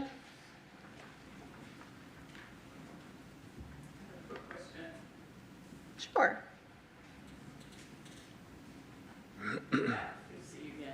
I have a quick question about, I think Commissioner Walker alluded to some of that, because there are citizens who were very concerned, as you well know, each of you have been here for a minute, excuse that analogy, but that's the way young people say it, but have been here, so when this Lakeland Center, now RP funding, came in, and so that whole Robertson Quarter, Moorhead was taken away. And then you brought in the in-town bypass, which then cut off that it was North Dakota, now Martin Luther King, but right there where Dr. Blake's office was, Lake Wire, then it eliminated that cross where people just could walk over to Lake Wire and walk every day around the lake. Many of us did that. So will that kind of help that situation at all, Pat? Well, this is intended to be an inclusive look at all those issues in this plan. So it's not just looking at just point A to point B, it's looking at that whole connectivity downtown to the neighborhoods north and west across there that were disrupted by the construction of Sykes Boulevard and other things. Not necessarily in town in specific, but it will include the issues that are there today. So that's part of the problem today. So yes, it'll be inclusive. So the community will have input in the. This would have a very rigorous community involvement. Okay. A portion of it. Okay, thanks. Thank you. Anybody else? Okay, this is a roll call vote. I'll start with Commissioner McLeod. Aye. Yes. Aye. Aye. Aye. Aye. Great. Item number 5. Okay, the next item is an addition to the agenda related to the hurricane. As you know, last Tuesday, with the hurricane approaching, the Mayor Pro Tem, in accordance with the city code, issued a declaration of a local state of emergency that authorized the city manager to take the action necessary to respond to the emergency. Primarily, that waives the formalities associated with procuring the materials and supplies you need to respond to the emergency. It also puts you into a position where you can seek reimbursement from different agencies for the costs you incur for that. The city code authorizes that to occur, to be entered by the mayor or the mayor pro tem or the city manager in that order. But it also requires, as follow-up, that the city commission adopt a resolution within 5 working days ratifying that declaration of a state of an emergency. So that's what you've got before you is a resolution ratifying that declaration of emergency. In addition, under state law, a state of emergency can only be declared locally for a period of 7 days. It can be extended for an additional period of 7 days as necessary by the local government. Obviously, there's still people without power in the city limits. There's a lot of debris that needs to be cleaned up, a lot of expenses still to be incurred. I'm looking at our finance director over there. They're going to be submitting applications for reimbursement. So we're asking that, in addition to ratifying the declaration of state of emergency that's already been declared, that the City Commission also extend that declaration by an additional 7 days. That would begin running, that 7 days would run from tomorrow when the initial declaration expires. So I'll read that resolution title into the record for your consideration. That's proposed resolution number 22-050, a resolution of the City Commission of the City of Lakeland, Florida relating to public safety, making findings, ratifying and confirming a declaration of state of local emergency due to Hurricane Ian, extending the duration thereof, providing for severability, providing an effective date. Move to approve. We have a motion and a second. Any discussion? Yes, Commissioner, there's a lot of you. Commissioner Reed first, then Thank you. McLeod, then Walker. There again, I was reading this very thoroughly, and I've talked to I've got a tree down at a property of mine, and they can't get to it within 7 days, they telling me. And of course, I had reached out to our finance director to make sure that we get in the reimbursement program, because if it takes longer, we won't get reimbursed. Can we extend this to 30 days or 60 days, or is 7 days the? Under state law, it has to be in 7-day increments. You'd have to revisit that. I know we are meeting next Monday on the City Commission interview, so that'd be another opportunity to extend that if necessary. Yeah, because I know we were out $20 million last time, I think, and so 28. We're going to be out a lot of money this year as well and we'd like to be reimbursed by FEMA. Because I know the fees have gone up, and the dumping fees have gone up right now a whole bunch too. But I just think it's imperative that we continue to extend this. I just want to make sure that was part of our caveat, we could do that. I agree. Commissioner McLeod? Mr. Broussard, sorry. did you want to add I on? was just going to add to Commissioner, if this helps clarify a little bit, we'll still be collecting the debris even after the 7 days has ended. Okay, that happened during Irma. It's happened in 04 with those 3 events. And so that will still occur for some period of time, even past the 7 days. And if we're still collecting and it's defensible to FEMA, we follow all their protocols on identifying, even down to GPS coordinates of where we've picked something up and removed it, relocated it, those are still reimbursable. So even if the 7 days are up, we're still going to be able to define. There's nobody around this in the state of Florida that's going to be able to respond and get rid of everything within 7 days. So this is the formality that the city attorney talked about especially for being able to acquire, Lakeland Electric, if they've got to order extra transformers or something along those lines, that's what that's for. So if that helps a little bit in your understanding. Commissioner Thank you, Mike. That was helpful. So on that topic, I was curious what our projections are for debris pickup. What does that look like over the next 7 days and beyond? Just for people who are wondering, when can we expect that? It's a little early to give a projection as to the number of days, but I can tell you just this morning, we've had our crews from Public Works out doing the survey work on that. And there was, over the weekend, we've had some discussion about whether or not we would be able to handle maybe the hauling and disposal of that debris just internally using city resources. But this morning, we've had a recommendation come forward from Public Works that we go ahead and activate our contracts with the contracted haulers.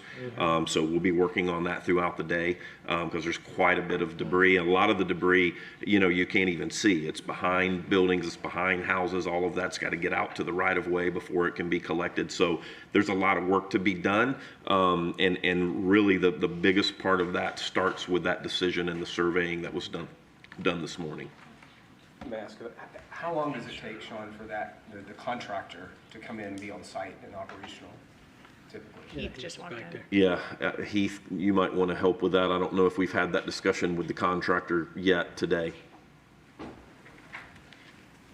I'm out of breath. I ran up here. You're a marathoner, come on. I'm telling you. So we have a meeting at 11:15 with DRC and Thompson, and then we'll schedule a ride around to the city. I am really out of breath. We'll schedule a ride around to the city, and then they'll start bringing in their haulers this weekend. So it'll probably be Thursday, Friday. Does that help?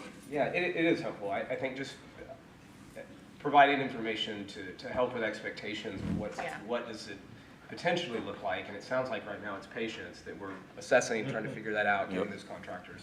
Yeah, we actually ride around with the with DRC and look at the city, and they give us an estimate, and then from there we start collecting. Okay, thank you.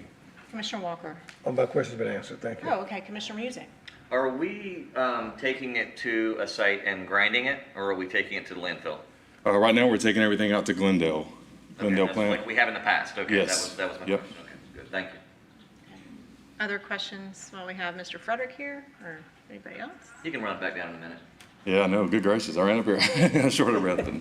Let's take some deep breaths. We Yep. need you, we can need some Yeah. words rolling here. Like, don't hurt yourself. Yeah. All right. All right, any other discussion? Any discussion from the audience? This is a roll call vote for both ratifying and confirming the declaration of state of local emergency. Commissioner Walker? Aye. Aye. Aye. Aye. Yes. Aye. Miscellaneous reports. Good morning, Mayor Pro Tem. Jared Simpson with the City Attorney's Office. I have item 6C1. This is a memorandum of understanding with members of the Heartland Regional Resiliency Coalition.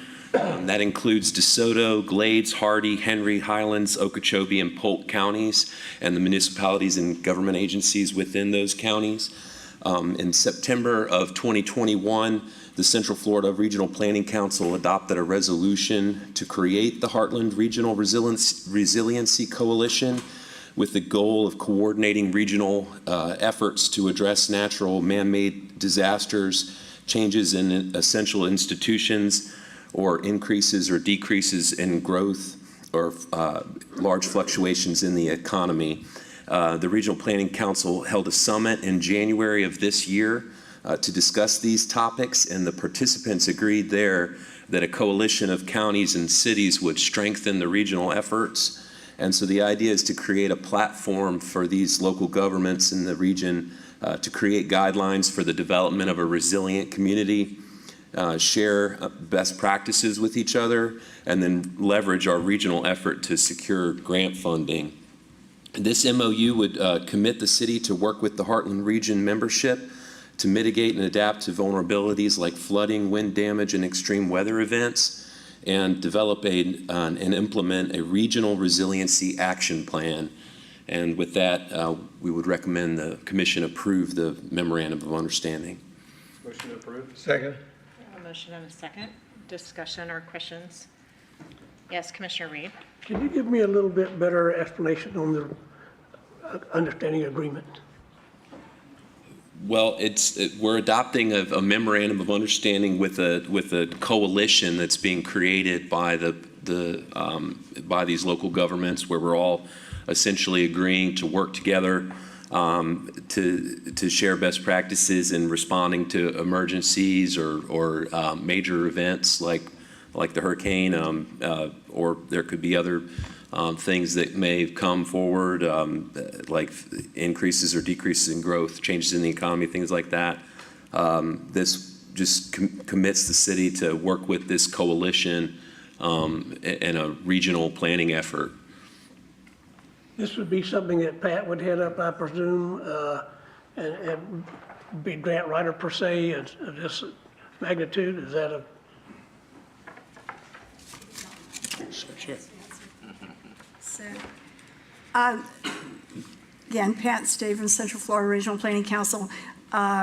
We didn't plan the storm before this got on your agenda, but we're really glad that it's here today, because this is exactly the kind of thing that the Resiliency Coalition would be working on. You're familiar with the Heartland 2060 Regional Resiliency, Building a Resilient Region, which has been around from our work together in 2007 of these 7 inland counties. This is an initiative that's come out of that. The Resiliency Coalition was formed officially April the 1st. It's a government organization in that it's local governments and also other governmental entities like the Polk Transportation Planning Organization, Heartland Transportation Planning Organization, and the Coastal and Heartland National Estuary Program, and others that all are working on the concerns with resiliency of our infrastructure in our communities. So we're already working together. We've written a lot of grants. A number of other cities have already become members. The counties are all members now, the Transportation Planning Organization. So you would become part of that officially. Doesn't cost you any money. We all work together in this. But one of the wins that we already have, even before you're officially on, is that we worked with Polk County to bring all 17 municipalities and the county together, and we wrote a grant to the Department of Environmental Protection to do a risk assessment countywide and for every municipality, including Lakeland. We hope, and we have good feedback, it's going to get funded. So we'll be getting into the game. In that risk assessment will then come the projects that you can, one, find funding individually for the city, and also cooperative projects among local governments that we can do that. We also have been funded to do a resiliency action plan for that whole 7-county region by the Department of Economic Opportunity, and that work will start within the next month or so. So you're becoming part of that official organization of working together on resiliency problems for the 7 inland counties of the Heartland. Thank you. Well, I know, again, from Lakeland's standpoint, from my standpoint, we're very fortunate that we now, most of us have electricity and water. I have friends in Wauchula who have no water, no electricity. And of course, in Arcadia, if you've been down to the Peace River, it's probably unnavigable, and as far as there's homes and mobile homes are underwater in that area. So we're a lot more fortunate in other areas, but I'm glad we'll make an agreement like this to facilitate better coordination of our efforts. Commissioner McLeod. Thank you, and Pat, you filled in the gaps very nicely. I was just going to mention this passed the Central Florida Regional Planning Council back in April, May, somewhere earlier in the year, unanimously, with a lot of support from everyone, but I felt particularly from the rural counties and cities that see the value in a coalition like this and pooling those resources. We passed that before it went out to all of the local governments and jurisdictions, and so there's a lot of value in having all of us participate in something like this. And it's primarily spearheaded by Pat and her team, so there's not, other than us being part of it and being a player in it, the resources, I know that's at times a question, but it's largely coming from Central Florida Regional Planning Council. So thank you. And I'd just like to say one of the things, we talk about duplication in government. When we're able to do one grant that actually brings, for instance, Polk County and 17 municipalities together, there's one administration of the grant, and we're not competing against each other sometimes for individual grants and things like that. So this is really one that will help us move forward and reduce the cost by doing things like that in large cooperative groups and not just everybody on their own. Commissioner Madden. Thank you, Mayor Pro Tem, and thank you again, Pat. So just to kind of play devil's advocate a little bit, you know, not certainly because I have any angst against this resilience effort, it's just when I think about PRWC and there was a lot of trouble initially, you know, like who's going to pay for what and, you know, what's at stake here, kind of coming together to work on water. You know, when Lakeland is in these, you know, discussions with other rural towns and villages and, you know, counties, that there are unique situations that we face as the most urban area of the county or of these 7 counties. I mean, do we have a commensurate city that is as urban as we are, that is dealing with situations which, you know, we are? Sometimes I find ourselves in like, I'm so glad we have best practices. And thank God we have people going to national conferences and learning from other urban centers the size of us. But, you know, when we added 7,600 people in the last 2 years and we are dealing with things in an urban context, sometimes I feel like if we're spending so much time on resiliency with other more rural, smaller places, we're not then also being sharpened by being in association with folks who are bigger than we are, who have been where we have been, before. So, that's just a question that sometimes I think about, like, I hope that we have best practices to share, and certainly we can glean from everyone, but I don't see as many opportunities for us to have association with other urban centers when it comes to recovery after a storm or planning for growth, even water, when we have a unique situation in the middle of the state as one of the larger urban areas.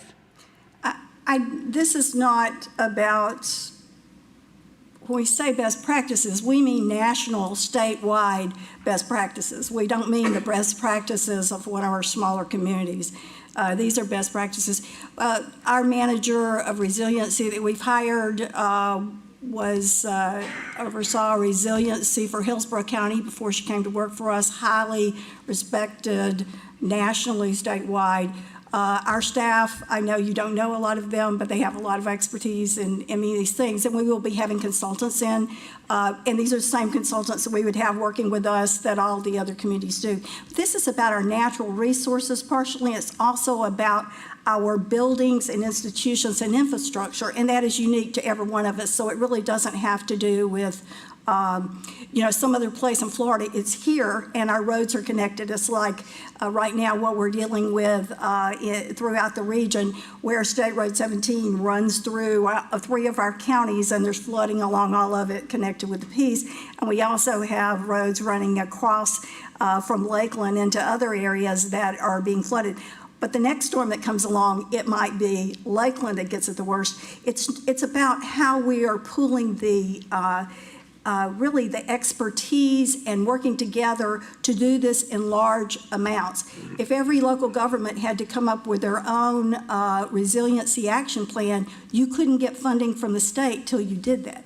We're going to get it done for all the municipalities and the counties and 7 counties. So it's that kind of work together that helps then you as a local government be able to submit your individual project and application to get it funded.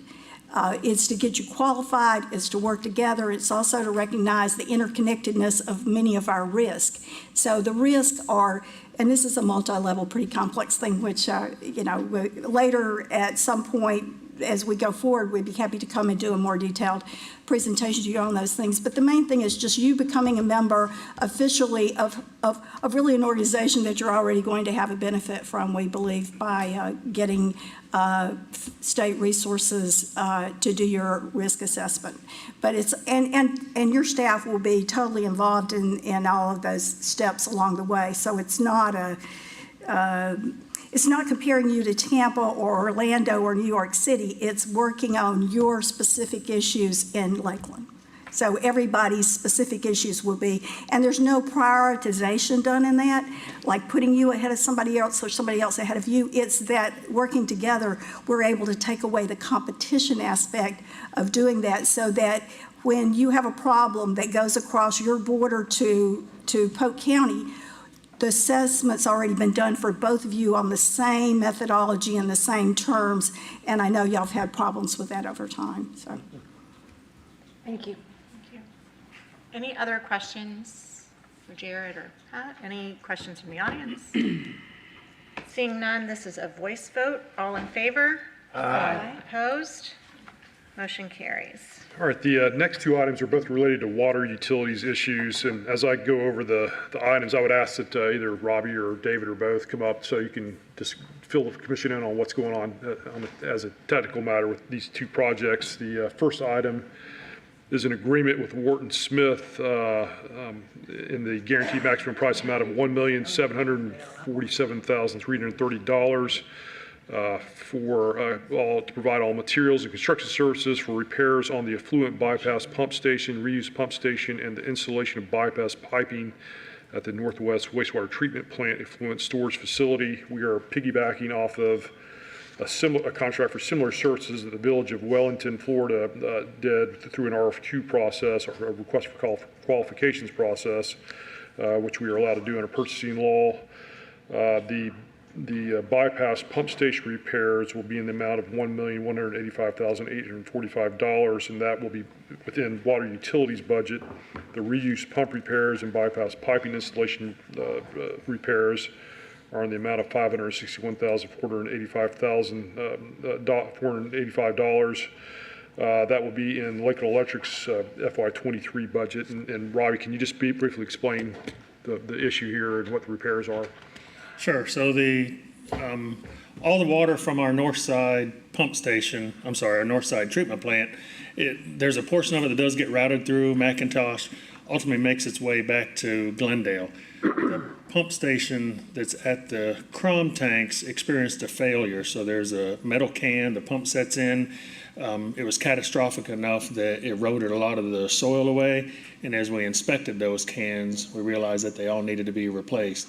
During that time, we also went to close some valves and realized these valves, they never have a reason to operate. And when we wanted them to operate, they still didn't operate. And so we needed to take that station out.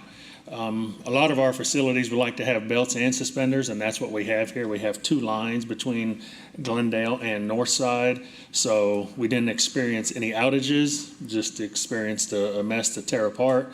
We took our time to reach out to Wharton Smith, who's done a lot of big projects with us, and this failure occurred on July 13th, so we've taken the time to find the right parts, find the right partner to fix this for us, get the proposal, get a contract together, try not to do it. This isn't an emergency fashion, but not in a straight up emergency where we just threw money at it.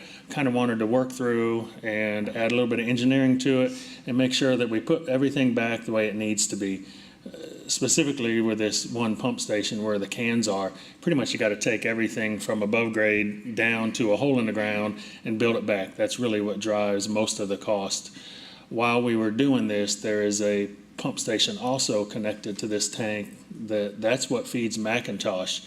So we were working already very closely with McIntosh, and we said, you need to look at your station as well and give it some thought. So we incorporated some work for them as well to kind of modernize their station, make sure that there aren't any, pending failures or anything else. So this is really being done as a joint project, and Water Utilities has taken the lead for that. Commissioner McLeod. Thank you, Mayor Pro Tem. Thank you, Robbie. Was this failure something that was expected for the age of the pump and the equipment? And if so, in terms of the budget, do we have that built into our maintenance and repair budget to be able to handle this without? This wasn't expected, so we actually have 4 pumps out there, and you'd like to think one fails, you just take it out of service, but this was catastrophic enough that really it's affecting the whole station, so we're going to have to rebuild all of that. We're going to replace all 4 of those cans, and the pumps routinely get pulled and have maintenance done and stuck back in, but the hard part is removing all those cans, but we'll get the pumps updated and put back in their place. This was not expected, and so we've had to kind of beg and borrow from a bunch of our existing projects to cobble the money together to take care of this. Okay, thank you. Commissioner Reed. Thank you. There again, and you've been most informative. How are we doing with pumps and stuff to handle the water? I know we've had issues with transformers and stuff like that. Are we okay with the supply that we have, or are we going to be deficient? No, we're okay. So really this Crom tank area was built to be able to shuttle water back over to McIntosh. So inside the north side treatment plant, there's a row of pumps and a basin that's pumping to Glendale. Typically, it would just pump to the Crom tanks to pump on. And so we've experienced no outages. And again, we have those 2 lines. They're currently both flowing back to Glendale, and everything's working just fine. You think it's the most efficient way to piggyback on this RFQ to facilitate Yes. the money as Yeah, well as otherwise time? we'd be looking at a long time to go engineer everything, get all the proper drawings in place, then go put it out to bid through purchasing, realizing all the other supply chain issues. And then this way, they went out and got pricing. We've pretty much worked this thing with them in concert really for the last 2 months to try and bring the best value back to Lakeland and not just, throw money They at it. have one in stock, basically?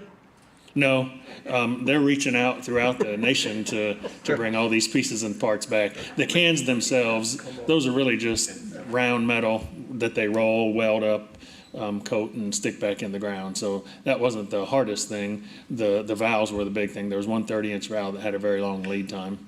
Wow. Do I have a motion? Motion approved. Second. Motion and second. Okay, now we can keep discussing. Commissioner Madden. Thank you. So I obviously need a little explanation because when I was reading my agenda studying, it's 264 pages. I was like, oh my God, like what? So I really want to just request, I need a field trip for the water department because, I know I kind of have stayed more into the whole, when we were decommissioning coal and, ordering new rice engines, I know I spent a lot of extra time doing homework on Lakeland Electric and just the facilities and the plants. And so I feel like I really need like another deep dive into water. Just, I know we're doing a lot. We have a lot of growth. We've got the new ARPA funds, going. So that's my little request. Maybe Robbie, you could put my request in there for just if it takes all day to drive around and see everything because it's, I certainly understand why you wanted to partner with this because with 264 pages already by partnering, I can't imagine how long it would take to make these things happen and they are expensive. But anyway, I did think, I can't just keep glossing over 264 page documents. I think I need to really have an eyes on in the field and have a little tour. So if you could accommodate that, would be great. Yep, we can do that. I second that. Third. Okay. There are three of us right there. Any other questions? Questions from the audience? Seeing none, this is a voice vote. All in favor? Aye. Opposed? Motion carries. The next item is a proposed purchase order with Larson's Grading and Paving LLC for the grouting of 1,320 linear feet of 12-inch sewer force main along Lakeland Hills Boulevard between Lake Crago Drive and Griffin Road. They are rerouting some sewer lines in this area, and the lines will be left in place in the ground, and the Florida Department of Transportation requires that if you're going to leave lines in place, you have to fill them with grout. So that's what this purchase order is about, to purchase and have that grouting done. The low bidder on this was Larson's Grading and Paving out of Bartow at $157,650. They were determined to be the lowest and responsible bidder. That total cost, project cost, is included in Water Utilities FY23 budget. Robbie, do you want to just briefly go over what we're doing? Yeah, so this is really part two of the project.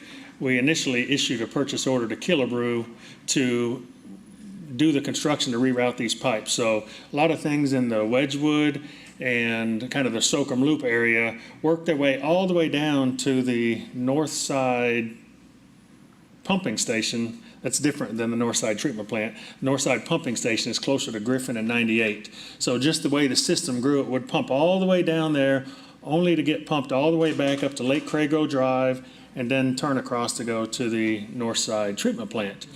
So staff found a solution. It increases, or I guess saves, the capacity at that pumping station. Instead of pumping it all the way down just to come back, really we're just making a tap, and the project was supposed to be really simple. Make a tap and just divert it into that 30-inch line, make sure that no other pump stations are impacted. There's some private stations we have out there. There's a couple car dealerships, the Harley dealership and whatnot. So we'll make sure all that's taken care of. When we submitted the right-of-way permit to DOT, they said, we don't want a pipe that could potentially fail and, suck in dirt and damage the road. I started out going to battle with them. I don't want to just fill a line full of concrete if we ever had a need to reuse it. Staff assured me that they're never going to want to use this line again. It's very old.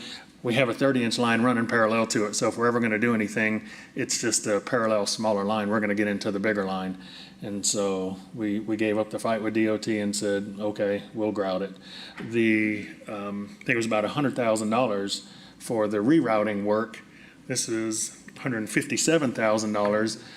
We started to go to Killebrew. We asked them for a price, didn't feel real comfortable with it, thought it was very high. Larson's Grading and Paving was a company that could do the work. They're on continuing contract as well. Could have just went to them, could have went to either one, but we just wanted to do our due diligence, ended up getting quotes from multiple people that I have on continuing contract, and as it turns out, Larson's Grading and Paving was a better price, and so we're wanting to move forward with them. you have a motion to approve? Move to approve. And a second? Okay, and a second by Commissioner Reed. Commissioner Music. Yeah, quick question. All right, so how do they just cap one end and? More or less, they won't do the whole thing because I think this is around 3,000 feet of pipe, so they'll go in probably about maybe 5 to 10 different intervals and cut in holes and push the grout in a section, let it harden up, come further back, cut another hole in. So that's really what the cost is that every one of the locations, you have the cost of the concrete, but then you have the cost of an excavation to make a connection, pump the grout in, and then backfill that hole. So.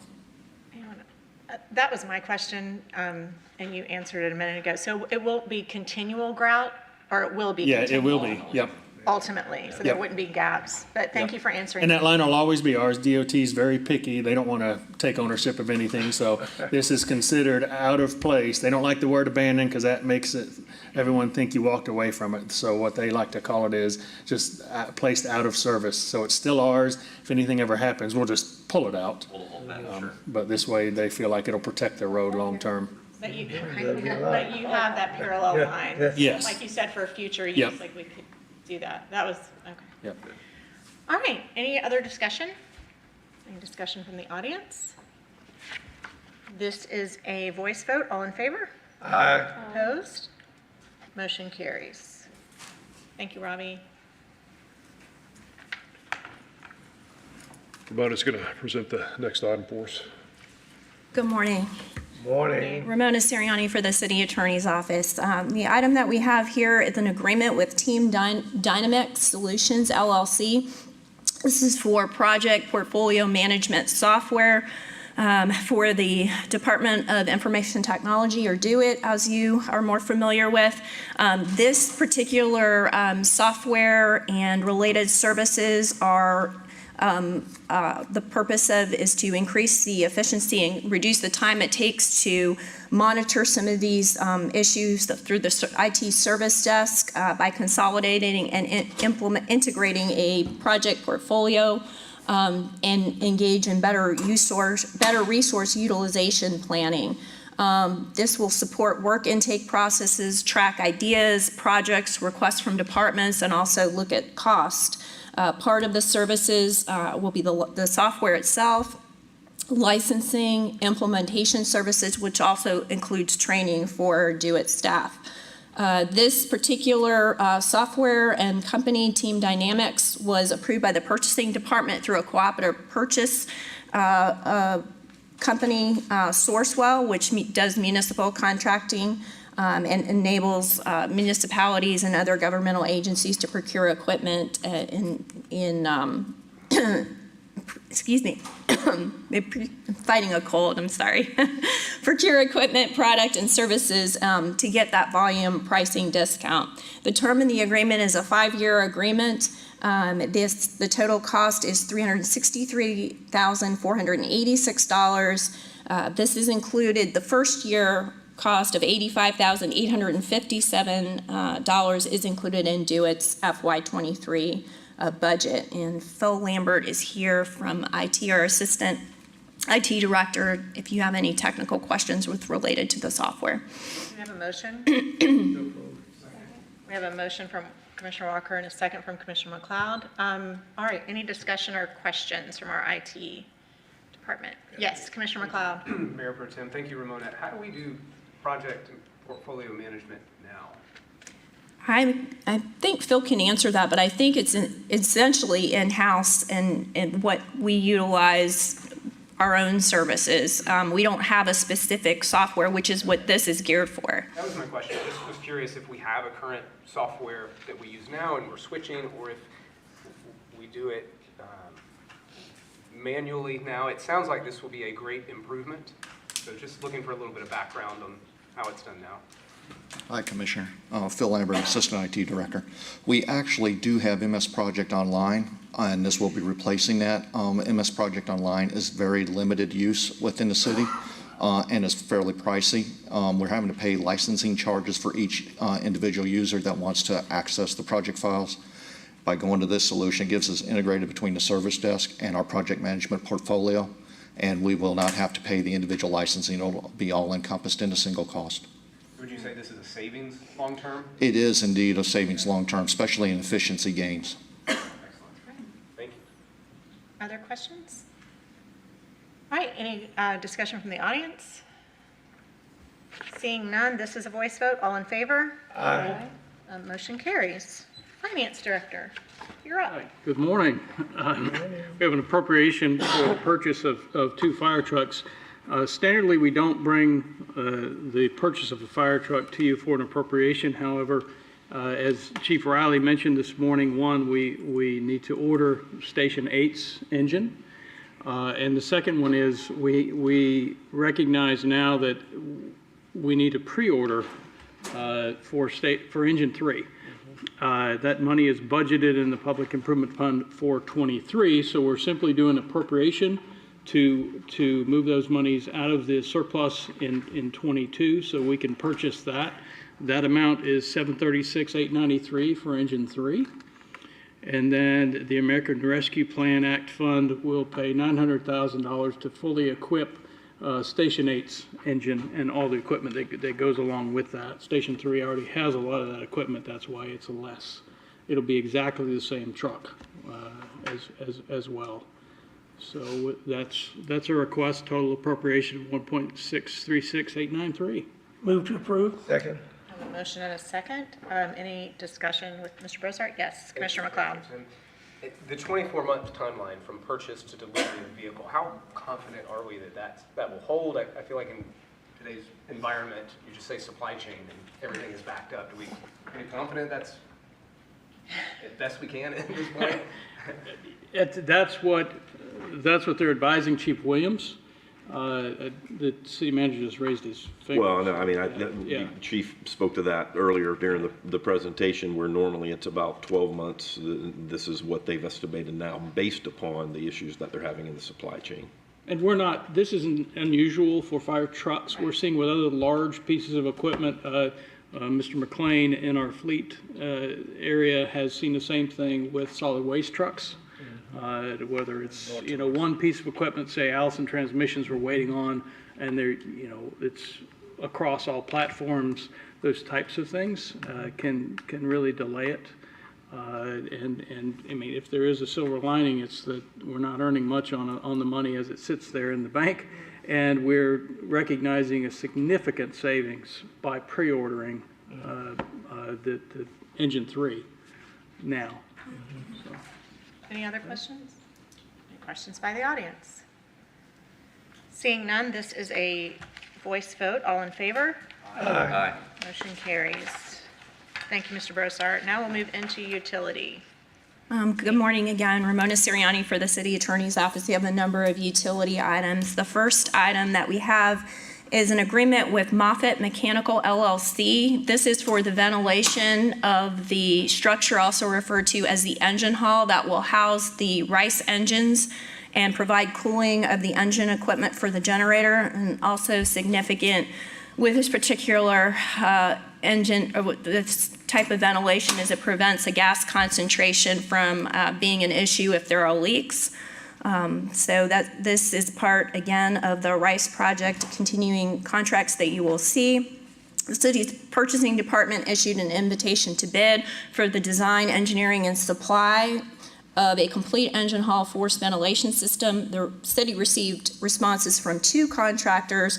One was Midair Industrial Inc. and the other Moffett Mechanical LLC. As you can see from the bid prices listed in your agenda packet, Midair was actually the lower bid, but it did exclude a number of critical technical components that when staff reviewed those bids, those were notable. Costs obtained during the request for clarification when staff went back actually resulted in Midair Industrial's bid costs increasing to actually $1.4 million instead of just over $1 million. And just another point additionally, Moffett's bid, when was reviewed, who was selected as the most responsible bidder, they had included installation in their original bid price, which was not something that we would require in this part of the bid because we would have another contractor install that at a later time. So their bid price actually came down substantially, and that total cost was $888,122.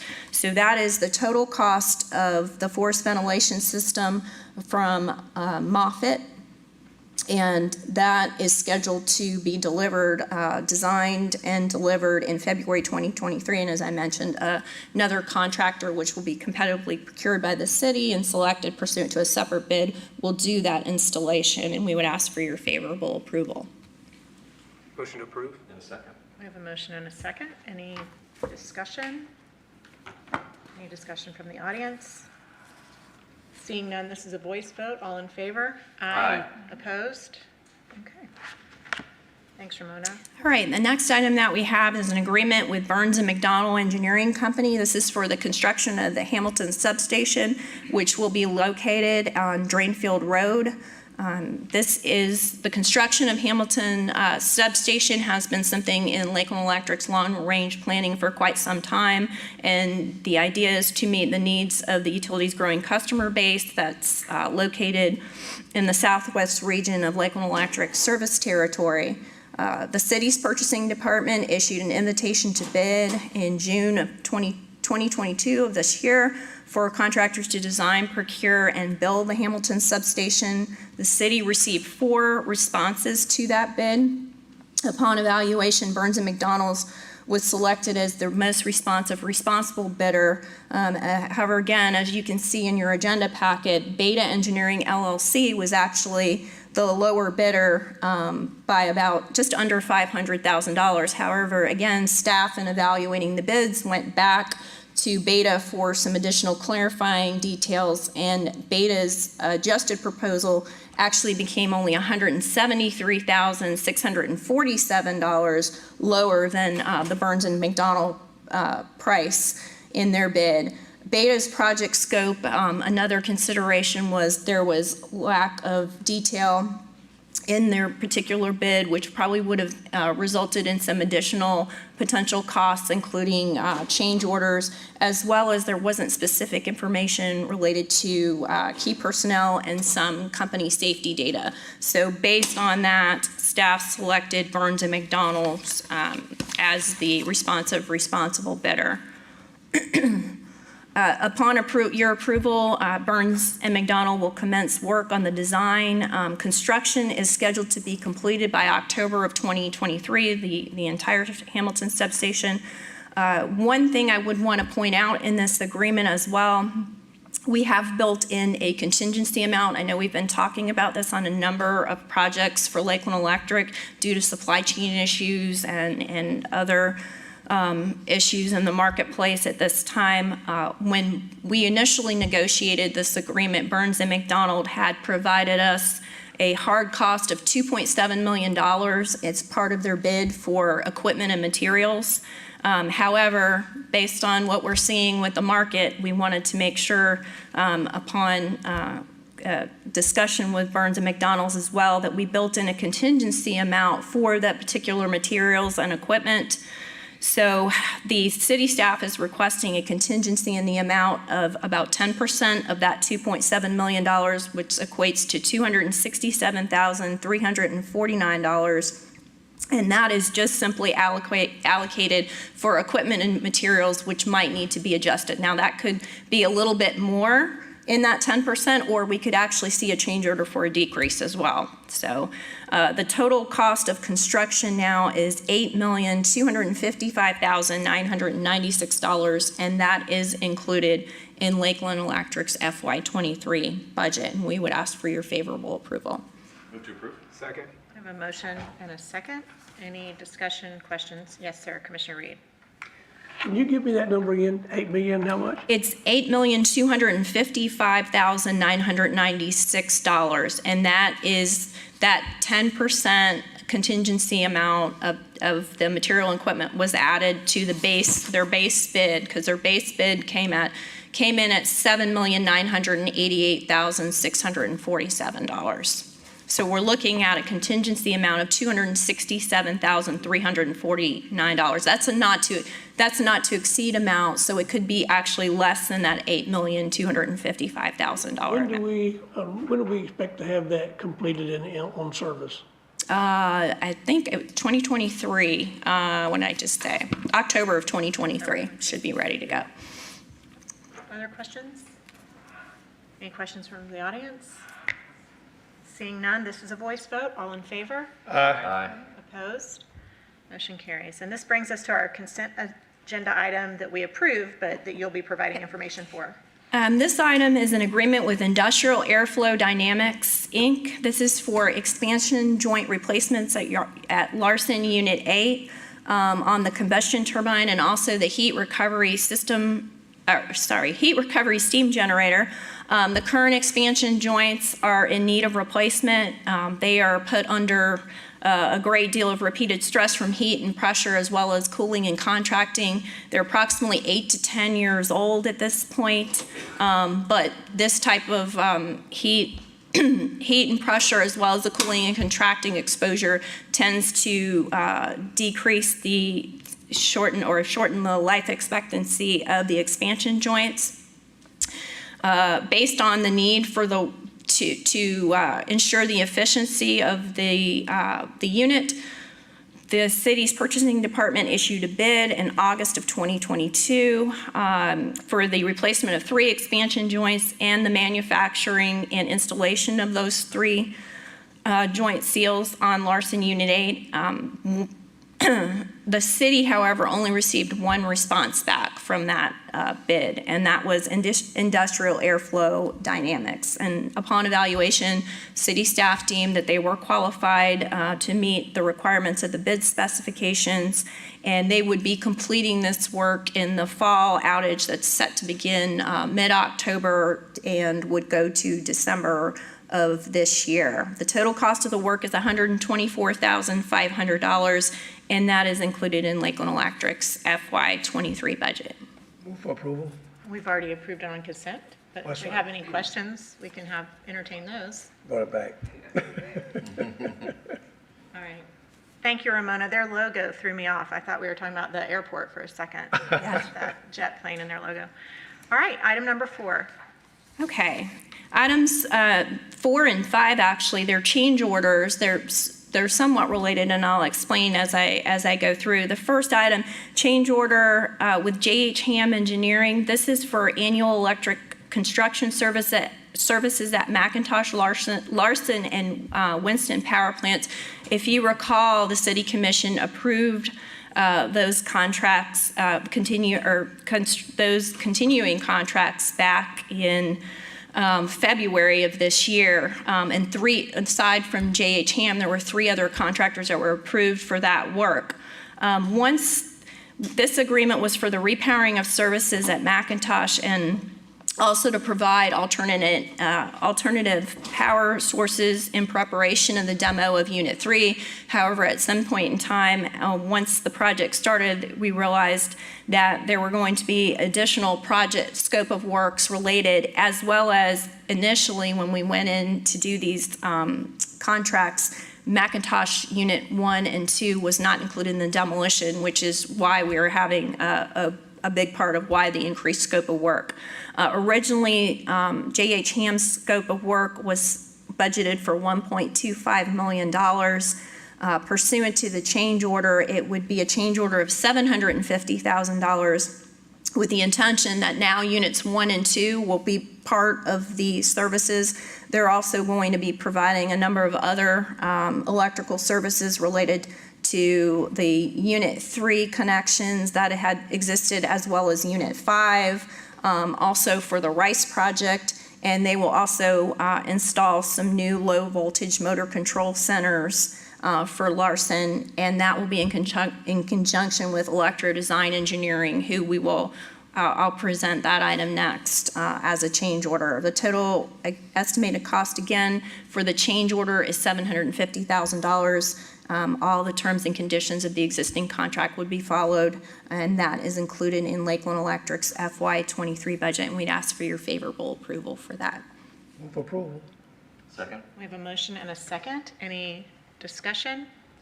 Commissioner Let me Reed? make sure my math's right. Are we saving 500,000 or are we spending 750,000 more? It's 750,000 more. The change order is for approval of $750,000. Other questions? Any questions from the audience? This is a voice vote. All in favor? Aye. Opposed? Motion carries. The last item that we have, again, is a change order with Electro Design Engineering. This again relates to what I just discussed for the annual electrical construction services at McIntosh, Larson, and Winston power plants. That was approved back in February of 2022 with the commission. However, upon engaging in the work, and we've also added the additional scope of the demolitions of units 1 and 2, which increased the project for these particular contractors. Again, the original budgeted amount for this particular company was $1.8 million, and the City Commission had initially approved $1,250,000. This additional scope of work will also include, as the majority of it, units 1 and 2, the repowering. As a result of the demolition, there's also work related to the MGT2, Unit 5, Unit 3, again, repowering services related to that after it has been demolished. Unit 1, air compressor power to support generators. And also they will be working with the previous J.H. Ham with regard to the Larson motor control centers. Upon approval, they will anticipate to be complete, is anticipated to be completed in March 2023. Total estimated cost with this change order is, again, $750,000, and that is included in Lakeland Electric's FY23 budget. Motion to approve. Second. We have a motion and a second. Any questions or discussion? Any discussion from the audience? Seeing none, this is a voice vote. All in favor? Aye. All right, motion carries. That's all I had. Thank you, Ms. Sirianni, and hope you feel better. Thank you. We've now moved into the audience portion of our meeting. Each audience member that'd like to speak has 3 minutes once they state their name and address. So if anybody wants to address the commission, now is your time. Now, I was waiting for Grace City to line up and just hammer us. That was a joke. Don't do that. No, well.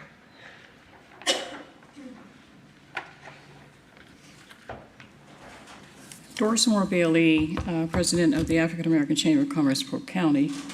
I have a question I was listening as under the Finance Department where the dollars from the ARPA funds. I just have a question in terms of the actual dollars that were received, I guess 22 million or so came to the city of Lakeland. Was this like a combined amount of money from different dollars coming with the ARPA funds? Mr. Bruce, are you? Yes, ma'am, I'm looking it up. Whoever can answer, I don't know. He's clicking on the spreadsheet. He's getting there. He's getting there. Okay.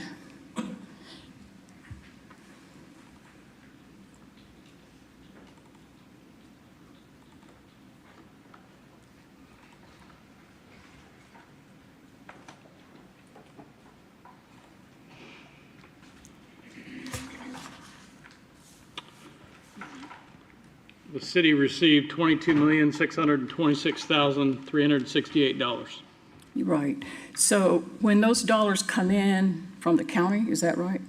No, ma'am. Or the state? They've already been received, came in 2 slugs from the federal government. Okay, directly. So when they come in lump sum, although there was infrastructure dollars early on, and then the latter, which is I'm addressing the 14050. So those dollars have been received as well, and are they separate dollars or are they combined dollars? They are in one fund for right now, and as the city commission approves the use of those monies based on how they have already defined they will be spent, and as of right now, they are all committed to other items. And so as they then authorize the use, for example, today, the fire truck, then we will appropriate those monies so that they can be spent. Okay. So then, in terms of dollars allocated under 14050 for African-American businesses, education, et cetera, and I read that you removed those dollars off the table. So does that mean, as I said here, I heard nothing about dollars to help with businesses. I did receive your question early on when I was Commissioner McLeod working with the Lakeland Chamber, but still too, we lobbied for those dollars a year and a half. And so we knew they were coming and followed those and monitored those. So we're trying to find out, why aren't we a recipient of any of those dollars? That's what concerns me and us, period, throughout, is that it appears that we're not going to receive anything whatsoever. Is that pretty much where it is today? Well, just your 3 minutes are just about up. So if that's a question that you're directing to us as a commission, typically in this public comment, we don't necessarily answer the questions back and forth and do kind of a volleying back and forth. That money, from my understanding, and I'll defer to the Director of Finance, but my understanding is that we took of that money, it's for infrastructure as well, and we used about $17 to $18 million to do a trunk that would be a wastewater trunk that we had to replace. So that was allocated in February, I think, of this past year at our strategic planning meeting. So if you want, we could probably, through our CMO's office, detail how those funds were allocated out and within the framework of what we did with KPMG, who is our consultant that approved, because we have to make sure that the federal government doesn't claw anything back. So we went ahead and did that back in February and then have subsequent discussions since then on the budgeted items. But when we started the ARPA funding, which by the way came in July of 21, I think, first. So we've had a myriad of discussions throughout. We can look back and provide that to you, like, after the meeting or tomorrow, to sort of detail where all the funds have been made. We had several requests for funding, but during our strategic planning process and our budgeting process, we also looked at things like the fire station 3-8 that's going to need to be happening, and that can be used. One of the issues with all of this is that we have our hands tied with regard to how that money can be allocated, and we just don't want to put ourselves in a position for federal clawback. So we didn't have individual grants that went out to individual entities necessarily, unless there was some kind of grant or some kind of methodology that they could prove to the federal government how those funds were allocated. So that's where I think some of the confusion is that we did in February and then again later in the spring have a discussion about maybe allocating some of those dollars out to smaller entities, but we were advised by our Director of Finance as well as KPMG, who is our auditing service, to make sure that whatever was allocated, that would be legal and that would be useful and not have to be clawed back in the future, because if it wasn't allocated by the subsequent organizations in their appropriate way, then we would have to pay that back. Okay, and so my understanding is those dollars that I'm addressing were not approved by the federal government until October 2021. So that means some dollars would have come in that would have been allocated for that particular 14050, which would be for African American business. It says that. So that's my question. And so I would propose or would quite request if you could look at the dollars, you were able to find some monies for the Lakeland Chamber, $275,000 annually. So you stated, and I'm hoping that will be applicable for us. Do as the county did, I would ask. The county made sure they gave all chambers equally, regardless of their size or longevity. So we're here asking. You have the power. We're asking for what we believe is fair. We are asking for fairness. Thank you.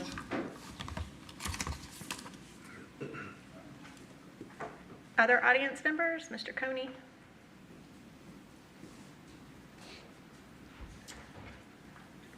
Good morning, Terry Coney, president of the NAACP Lakeland branch. Just wanted to make an announcement that we're having a candidate forum, a meet the candidate for the interim city commission seat tomorrow at Coleman Bush Building, 6 p.m. to give the community, the public, an opportunity to actually put faces with names, and it will give the community an opportunity to if they have a particular preference, to pass that on to you. Thank you. Thank you so much, and thank you for all the NAACP does. We appreciate it. What time is it gonna be? What time? 6 o'clock. 6 p.m. Will there be a live stream? Will there be a live stream? No, we're not going to live stream this. Okay, no live stream at this time in case you couldn't hear that. Yes, Commissioner Music. I'd like to defer to Palmer about this. I know we had talked about meeting and having conversation with the candidates. How does that affect us as commissioners? Yeah, I think it's the better practice under the Sunshine Law to not engage in one-on-ones with the commissioner since you're going to be making that selection. So that would be my recommendation. Thank you. Thank you. Kevin, you got some? I think that Mr. Coney's provided a perfect segue into what we probably should discuss next, which are the questions that the City Commission developed for the different candidates. We were going to discuss those at agenda study on Friday. They got canceled because of the hurricane. You can see on our agenda that under the schedule, next Monday, the 10th, is when the interviews, maybe presentations might be the better term, the interviews of the candidates for interim commissioner will take place here in City Hall in the conference room. And then on the 17th, the City Commission will make the actual selection of the interim commissioner. So the commissioners submitted their questions. I did not want to try to edit those questions in case I did not capture your nuance that you intended to convey. So those are Kevin, I believe you're going to put the different questions up on the overhead that have been submitted. I know in discussing this with the mayor, his preference was simply to convey the questions to the candidates. So Kelly would email those to the different candidates. And then just have the candidates decide what they wanted to address. If they want to prioritize the issues that the City Commission points out, that's their prerogative. If they want to talk about something else, that's a prerogative too. But these are the different questions that have been submitted. And of course, you can add questions this morning if you'd like. I emailed Palmer about this. I had one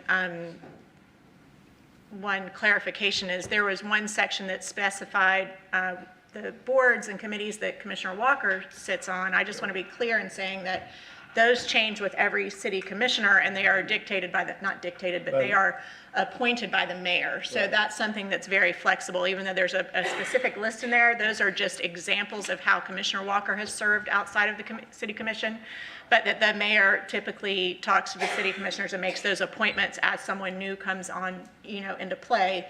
That'll be a reconsideration of where everybody serves. And could certainly be reappointed. Oh, and it could be reappointed, absolutely. Commissioner Walker. Thank you for bringing it up, Madam Mayor Pro Tem, because there's one committee that, is no longer, I thought I saw it. The committees that you have listed there, where is that portion? The other page. Okay. First page. Pull it, slide it down. Where the committees that you list that you're serving on, is that where you're looking? Yeah, that right there. Like Yeah. forth, Yeah, top page. that is no longer a task force because, we sunsetted that particular committee and now it's called Community Engagement Task Force. So that's been done by LPD under the direction of Captain Marvin Tarver. So the Gang Task Force and Council is no longer, as you all are aware, but I want to make sure if those of you listening, and of course the candidates, understand that is not a functioning committee there. That's been changed to now what is called the Community Engagement Task Force. Right. And as a matter of fact, I got a meeting coming up very soon, this month. Yeah. Do they do the cleanups? They'll still do their things, yeah. That still has the different kind of things that we were doing through Gang Task Force, but we thought to take that kind of connotation away, so people won't think we're still having a lot of problems with gangs as we were some years back, even though we still have gangs in our community, of course, but not to the extent of what we were dealing with back in 14, 15, 16, all the way up to about 20. That we thought we would sunset that particular committee, as you all know we did, and change it over to what is now called Community Engagement Task Force under leadership of LPD and Captain Marvin Tarver. And maybe our clerk can send to the candidates the list of the current committees that the commission sits on, so they can look at what those boards and committees look like. That would be probably helpful. Commissioner Reed? Thank you there again. Those are questions I've arrived at, and I just took them right off the list that we have on our thing. So there again, I apologize if they're incorrect, but I wanted to impress upon them that it is not 4 meetings a month. And I wanted to make sure that they understand the time commitment that they're signing up for. Absolutely. Yeah. It's ironic, I had a friend who wanted to be on the zoning and planning commission. We got him on there 2 months, he said, I can't, takes up too much time, I'm off. So, It's a good point of consideration. Commissioner McLeod? Thank you, Mayor Pro Tem. I like the mayor's approach of submitting the questions to the candidates. There are some that are repetitive or the same theme, and the candidates can sift through those and decide the priority and what they can answer in the time frame. But I think that makes sense and would work well. Yeah. Mr. Davis? Are we, make sure that we're clear on the process. Next Monday, I mean, Kelly will be forwarding these questions to the candidates. I see some of them taking pictures of the screens, but they will be forwarded by email to the candidates. And how much time does each candidate have to present to the city commission? With 10 minutes? Yes. Do you want 5 minutes in between? Just asking. That's We're the gonna- will of the commission. we're gonna ask them questions, they just don't talk. They're going to They're gonna answer answer those these questions. questions, so It is there's not continuity with that. So it's not an exchange. Okay, all right. So you guys aren't gonna be responding to them? I would not think that would Nope. be. Just because it could be skewed. So if you go down one rabbit hole with one candidate and not that rabbit hole with the other candidate, that would be very convoluted. Yes, Commissioner Madden? Yes, I did want to say that I did hear some comments from our last meeting that, you know, this is a pretty consequential appointment, and it gives us, I know me for one, a lot of pause. I'd rather this be an elected position. And, you know, when we were talking in our comments about limiting, giving them 10 minutes, and acting like we were too busy to take any extra time out of our schedule, I did feel like that could have been offensive to some people listening, and did hear some comments in that line. So I just want to personally apologize. I'm, you know, certainly don't want to limit people's opportunity to talk, you know, because we're too busy or don't. I mean, we realize this is a consequential appointment, and then in our comments said, oh, let's not give them more than 10 minutes, you know, like that'll take too long. So I do wonder if 10 minutes is appropriate. Would you, here's a suggestion. What if they answered the questions in written format and then the 10-minute interview, and we would get those ahead of those interviews, and then the 10-minute interview time would be what they want to highlight with us, but then we would have text. Would that be, I mean, is that legal? Certainly, it's your process. That's within the bounds. I missed our meeting of that discussion. I apologize. I was out of town. But, you know, maybe if the candidates could answer, you know, via email or take these questions and then, you know, and write something to us ahead of the curve and then ahead of that meeting, and then that meeting is utilized for what they want to hit the high points of for them for that 10 minutes. And then that might give a little more breadth to the process. That's just a suggestion. I don't know if anybody, yes, Commissioner Music. I mean, I guess I would just follow up the comment with a question of what do we feel would be adequate time then if we think that 10 minutes isn't enough. I mean, I would be open to it, you know. I mean, we can certainly set the time aside. So if we think we need more, then let's assign what we need. Commissioner Reed? Thank you. There again, Sarah, I too was absent from the same meeting that you were missing, and I'm not opposed to 15 minutes. So, you know, we're going to be here, and in my opinion, so I think it's important enough we give them adequate time to express themselves and to get a real feel for the sense of the individual and the commitment they want to make. Great. So what I'm hearing, yes, Commissioner Walker? I would not be opposed to 15 minutes, but I don't want them to feel that they have to go 15 minutes. You know, if they're coming in prepared as they should be and be ready to be on point about questions that we already presented to them, and they do their due diligence to make sure they present as best they can. If they do it in 12 minutes, fine. But I think if we do 15 minutes, which I don't have no problem with, because that was a number that I suggested, even was 15 minutes. And then, of course, it went to 10. Let them have that time allotted.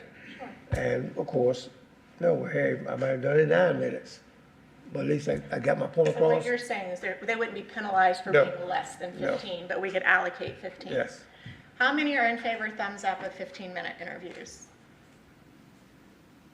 Yep. Does that, I guess my argument is it's the minimum wage. If we're gonna give them $15, give them 20. I mean, why, where is the limit to where the constituents that are reaching out to you that have a question, did they have a time and say, because I think you're absolutely right. I mean, there's gonna be people that are succinct that can come in, and there's me who I'll just keep talking. Like, we know. Right? So, yeah. But we gonna cut you off. Well, then that's it. But do we want to? We do want to have them, and I think having the questions ahead of time certainly should have them be prepared. This is a serious position. We expect them to be prepared. That was just, and it was kind of a rhetorical question. I mean, at what point do we look and say that's enough time without being overdone, but it's not too short to make anybody feel that they're slighted or we're not taking it seriously. Right. Commissioner McLeod. I think as I hear the discussion, 15 minutes just gives a little more breathing room, That's all. a little more space. Yeah. You may have some who are, as Commissioner Walker said, are ready to convey what they need to or want to in 10 minutes, but 15 just gives a little more space for people. And we did include quite a few questions, and that will be challenging, I think, to figure out, okay, which ones do I want to address in 10 minutes? So that gives a little more time. I like the idea of asking for answers in advance or written out. I think for some, that may be an opportunity as well, where it's harder, the environment of coming and sitting before a commission and giving answers. This will give another opportunity to show some of the information. Good, I'll take my side thumb and push it all the way up then. Okay, Commissioner Reed? Thank you. Well, I see one question right here that I could expound on 15 minutes by myself with one question. You're not going to do that, right? But no, I'm not going to do that. But there again, it's very broad, and it's what kind of, what you've encountered professionally in the past and stuff like that. You could ramble on forever and never really talk about what happens to the city. So how do you feel about my suggestion of having something submitted in written format ahead, and then they could deem for those 15 minutes what they wanted to talk about verbally with us, or do we not want to do that?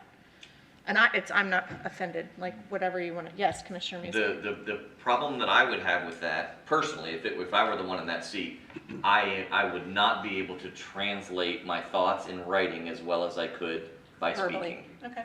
So that would be, and I don't want to speak for any of them because I don't know, but that would be my heartache. I wouldn't mind getting something in writing in advance. Again, I still want to give them their 15 minutes. Of course, yes, But that would I think it would give me a highlight. I could see it would give me a sense of where they're coming from in advance in case they didn't hit that particular point. Like when you're talking about, I think that's what spawned me to ask it, is when you said about the question that's very open-ended about your experiences in the past applying to this position. That would be somewhere where I would probably write a lot personally, but then I wouldn't necessarily expound on it verbally, just because I knew it would eat away at my time, type thing. But that's, I'm at the will I of think we do it. I think we do it, yeah. All right, so thumbs up on the 15 minutes. Okay, everybody's thumbs up on 15 minutes for a process. Thumbs up on written ahead of the meeting. As an optional. As an option, yeah, optional. We welcome it. Yeah, we welcome that. Optional. Optional, I like Optional, that. yeah. I guess we would prefer to have those by Friday. Yes.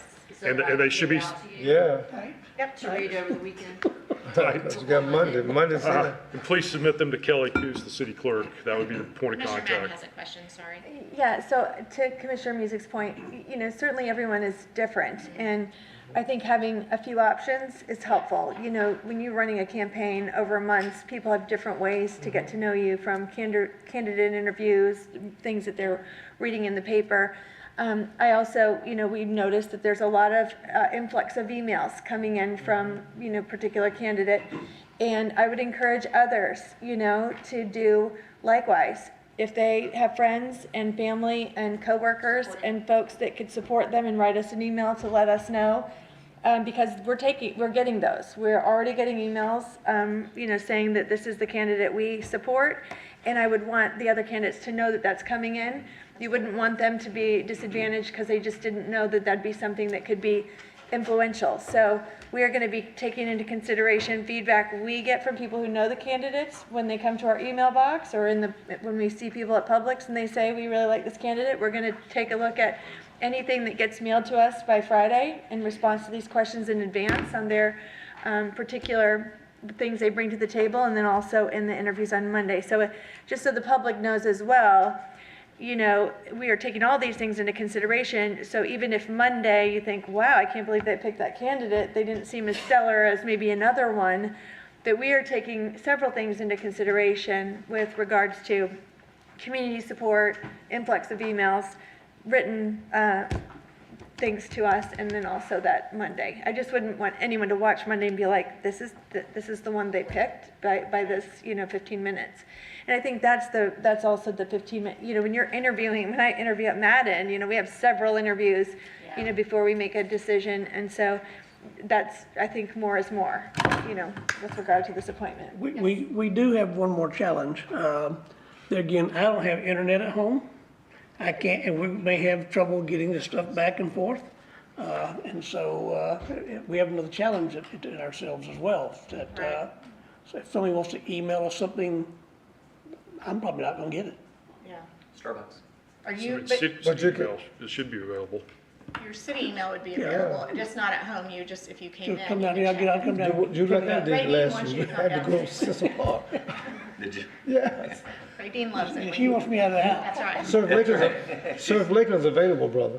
Yeah, that's right. Any other, do you have enough direction from us, Tom, Palmer? I think Kelly and I do. Kelly? Kelly's going to be the clearinghouse again for all of this, but we're also going to have to deal with scheduling the different candidates. So we'll be communicating with them as to when their time is and And trying that's to going work to be that at out. the commission conference room? That's the way it's noticed. Yes. Okay. And I assume we want 5 minutes in between candidates, or?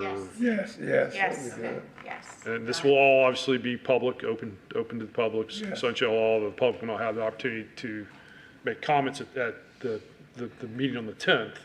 I mean, the meeting on the 17th, when the selection is actually made, will be, a Able to make public comments, meeting yeah. where comments can be taken.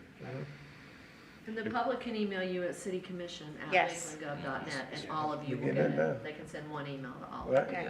And Kelly, in case they're wondering why they decided to get through this process, the cost of a special election again is, $150,000 if you have a runoff, which we often do. Yeah. I would have one comment if I could. Commissioner Music.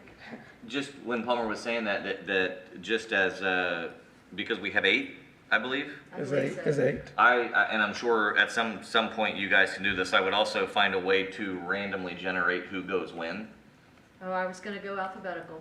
Okay, and that's fine. As long as there's something that's kind of a preset, I just didn't want someone to think that, well, I wanted to go last. If it were an election, they'd be alphabetical on the Yeah. ballot. Okay, that's perfect, thank you. That was why I was. That's right. Good. That's right. And that's why you do your job. A great process. Any other questions, comments with regard to Well, this appointment? I Yes, was, Commissioner Walker. I was going to mention this, thank you, Madam Pro Tem, but I think it's important because I've got an email similar to, all of us getting emails about I guess, a couple of candidates. But especially so because I think people need to understand and want to understand, as I've shared with you on many occasions about when we talk about Northwest District, it's just not all black. I don't mean that being negative, but you gotta understand, I think it's important, you do know that the Northwest District just have the, what we call core African-American community encased in the district area. And I think it's important because you want to know, and the candidates need to know that too, because I've seen a couple of questions been asked of me, and I'm thinking, wait a minute, now you need to know that it's just not all African-American district. It's just the African-American core, I call representations, we would call it now for years, even now, it's just encased in that district. Good point. Thank you. All right, now we're up for mayor and members of the city commission comments. Where do we want to start? Commissioner McLeod? Sure. Thank you, Mayor Pro Tem. As we said earlier, wanted to thank city staff, Sean and your team, and everybody who's been working so hard over the past few days. I see Mike Beckham in the back, and I would love, Mike, for you to share a few words just from the Lakeland Electric perspective, power restoration, all that you all have been doing. From where I sit, I think our team has done a remarkable job in getting people's homes back and online and mutual aid crews. But I know we get the updates from Kevin, but I think this is something we'd love just to hear a few words. Thank you, Commissioner McLeod. Mike Beckham, Interim General Manager, Lakeland Electric. It really has been a tremendous effort by our team. This team was in large part the same team that worked Irma with some new folks, learned a lot of lessons from Irma, and that's a very important part of this because there's things that you can theorize about how to respond to a storm. And then when you get in the trenches, you learn that things aren't quite what you thought. And they learned a lot from this, have developed tools or used tools they developed last time that have improved the accuracy of those tools, and the people's experience applied with those tools has caused us to have a really good response this time. We had, I think, 64,000 out initially, which is half our customer base. And then the group, our own internal linemen and other folks that did damage assessment, wire down guards and all that kind of thing, responded quickly and got a large percentage of the 60% of those back in service the first day before we even had mutual assistance. Mutual assistance has been another tremendous success story. We had many people come in from around other states. I forget the number of states, but 6 or 8 states I think ended up responding. So we had a lot of folks come in. They worked really well with our folks. Really appreciative of those guys. They all have sort of a camaraderie because they know they all help each other in individual states. It's amazing to see friendships are made that last a lifetime between these people from other states and our folks. It's really it was fun to get out and observe that camaraderie and those people working together from different backgrounds to get people back online. So it's really an opportunity for us to witness true strength of the human spirit and working together and responding to a crisis like this. So there's a lot of positive within the negative. I got to see that. I hope you all got to see that, and our citizens, and can see that that was a very, very positive thing that came out of a negative thing. We also know that we were very fortunate to have a lot of support here, because a lot of support had to go down to the Fort Myers, Sarasota area, which was just really horrendous and heartbreaking story, and we really feel for those folks.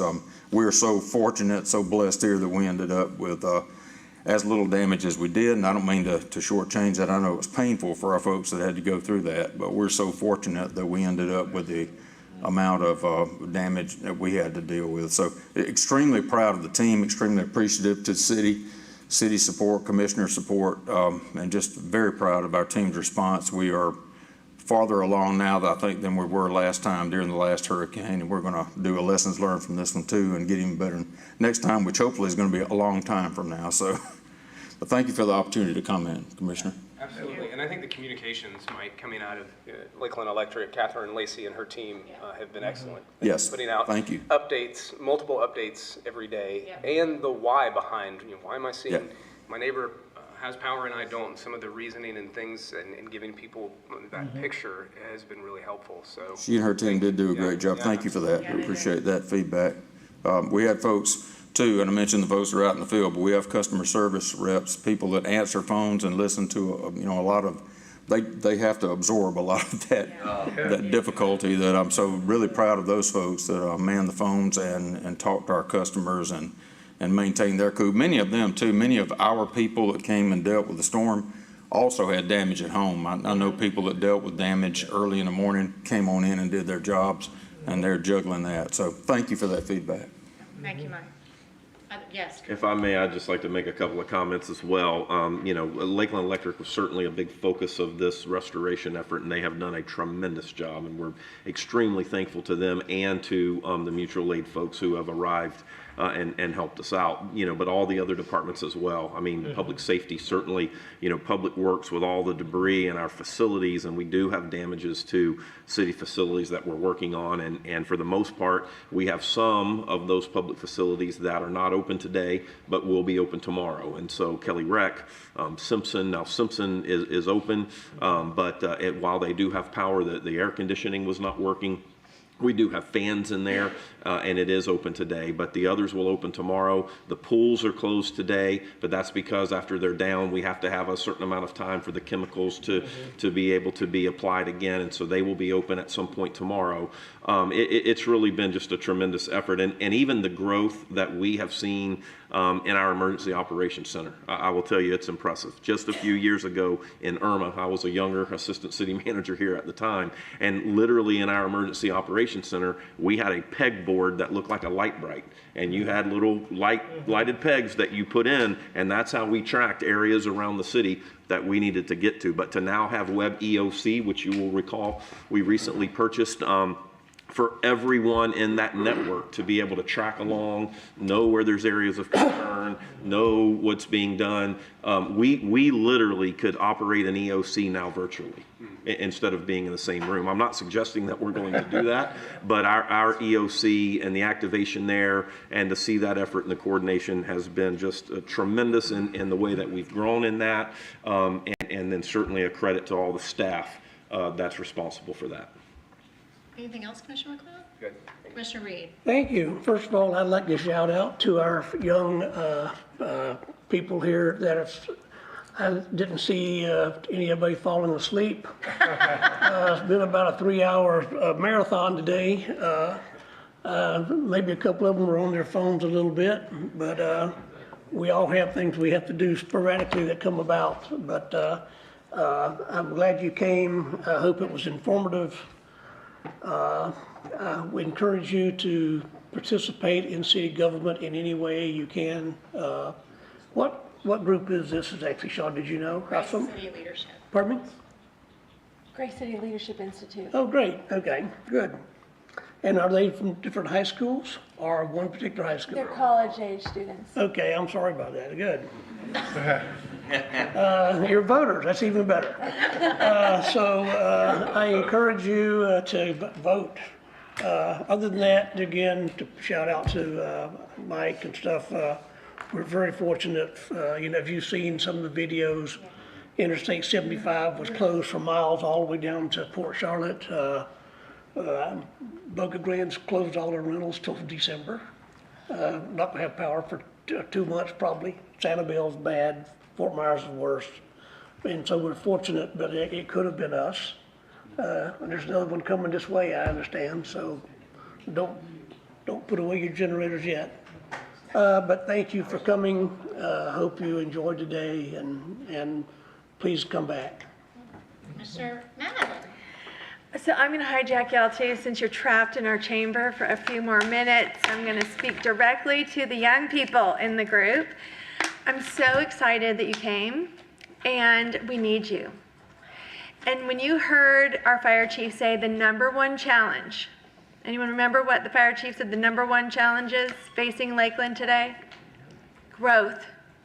And every time we have a meeting, whether it's traffic or whether a new development should be approved, it a lot of times has to do with growth. The reason we need to use our ARPA funds to be able to do a new water pipe instead of something else is because we are growing like we've never grown before. If inside our city limits we have 117,000 people, of course 260 in our service territory for Lakeland Electric, to add 7,600 doesn't seem like that many people, but it's a lot in 2 years versus 100, we were in 1885, we were incorporated as a city. So that's a lot of people in a short amount of time, and that's a lot of cars on our roads. And so I encourage you, because y'all are something that we talk about all the time, is we've got to be more multimodal.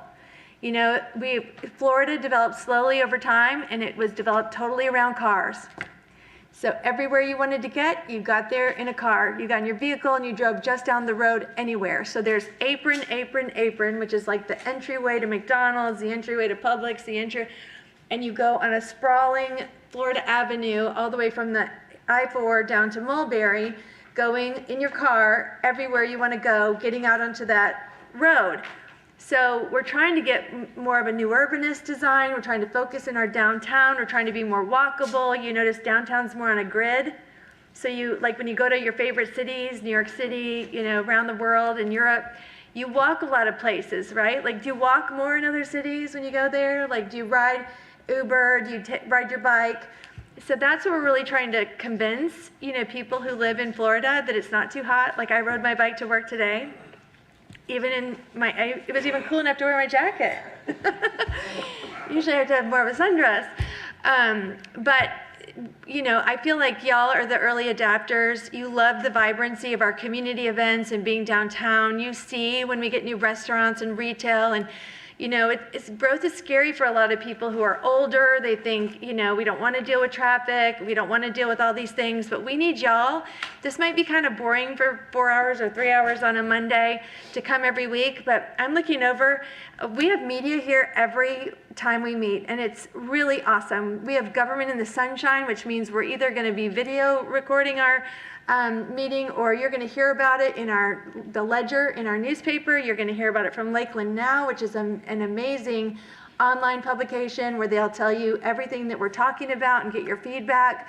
There's an email that they send out, LAL Today, every single day in your email box. You can get it to find out what's happening in Lakeland. We have a Lakeland Downtown Development Association that puts out emails to tell you about First Fridays and Saturday markets. We have our Kevin Cook right here. Wave is our communications guru, and he and his team, they do videos on almost every job that we have in 2,600 employees in the city of Lakeland. You can see all the variety of jobs to work with the city that they have to offer. You can get a little spicy on that social media channel over there and tell us what you don't like or what you like, or if your power's back. And that's what Lakeland Electric's been dealing with, of course, through the storm. But there are so many ways you can follow along. Even our city commissioner, Chad McLeod, he has a podcast, and he talks about some of the things that we do at a commission level. So if you had to sit through today and it was mandatory for your Leadership Institute, I'm sorry about it if it was a little boring, but I'm glad you're here. We need you here. We need you to care about your city. We need you to be like on the forefront of, when I was riding my bike today, I was riding and there's a scooter. I tried to get scooters, but my colleagues voted me down. They thought they'd be too chaotic and crazy to have laying everywhere like they are in other cities. I'm trying to get golf cart ordinance approval to make sure we could drive golf carts downtown.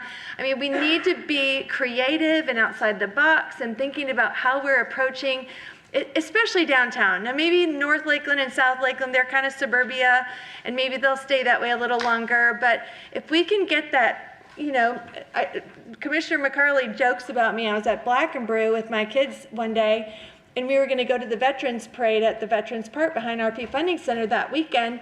And I said, well, we're going to walk over there right now. And they're like, oh, what? That's so far. It's like over there. I'm like, it is like 4 blocks. I mean, it is not far. And I made them get right out and walk over to Veterans Park so they could see for themselves that we are so walkable. If you are at Southeastern or Florida Southern College, you could walk downtown. I mean, it is not far. None of it is that far. But sometimes it feels that way because of the way we were developed, with Bartow Road and Hardin Boulevard in Florida. And people don't like the road diet, but that's to take back and reclaim our neighborhood so that we can be walkable and bikeable and safe in that neighborhood again and not just make it be a highway.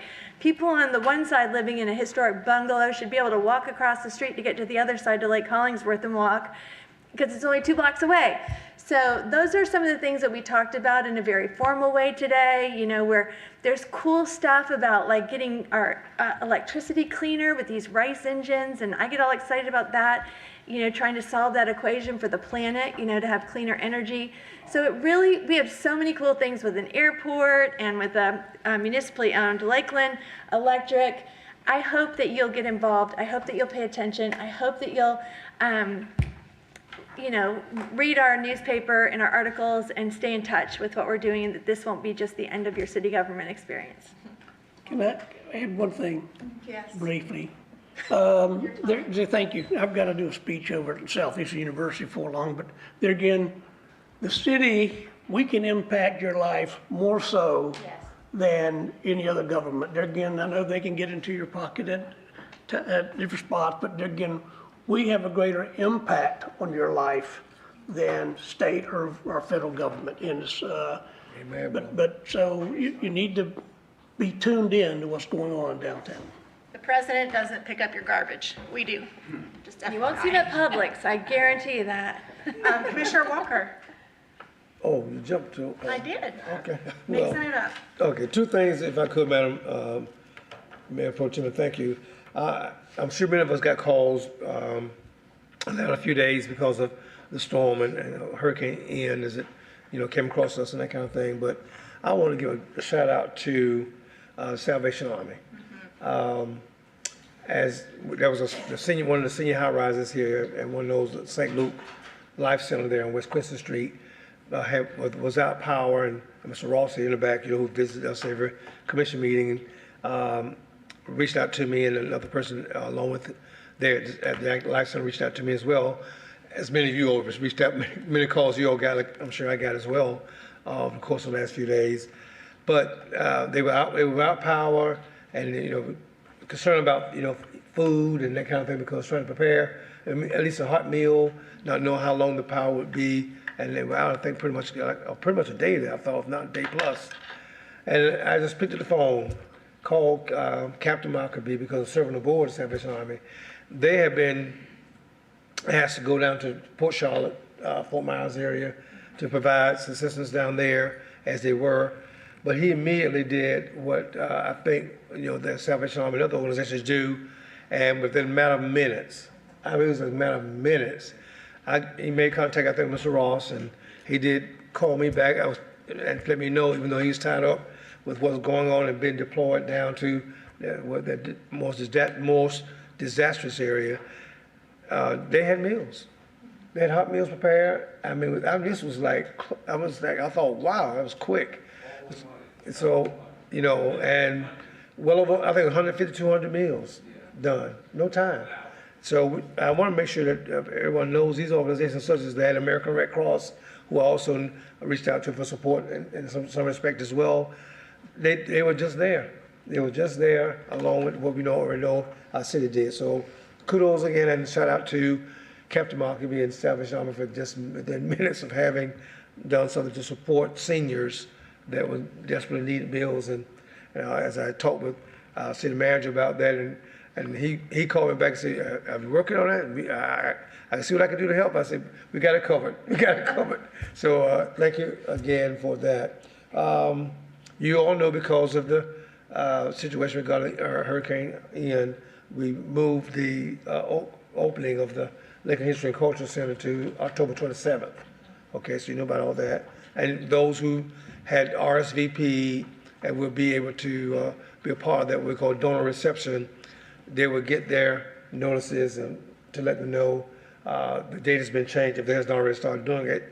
I think they started getting that done here very shortly about that date. And hopefully you all have been by, maybe have seen the gallery and thought it was very nice, what I think what has come out of it, and more to come, of course, I'm sure. And lastly, and talking with fellow colleagues who I've got to know in my leadership role with Florida League of Cities, and called them down in the Fort Myers, Port Charlotte area. It's just what you said, Commissioner Reed, it's devastating.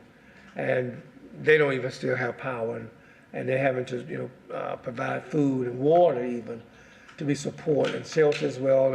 And we're blessed. We're very much so blessed and not having to deal with the impetus of what that could have been. What could have been. And we just thank God and we pray for them that they come out of this, of course, as soon as they can. Thank you, ma'am.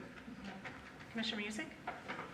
Yeah, I just want to, disasters, they reveal, they really do. And so I certainly appreciate everything that all the city does. I was driving around the night of the storm, just how are we doing?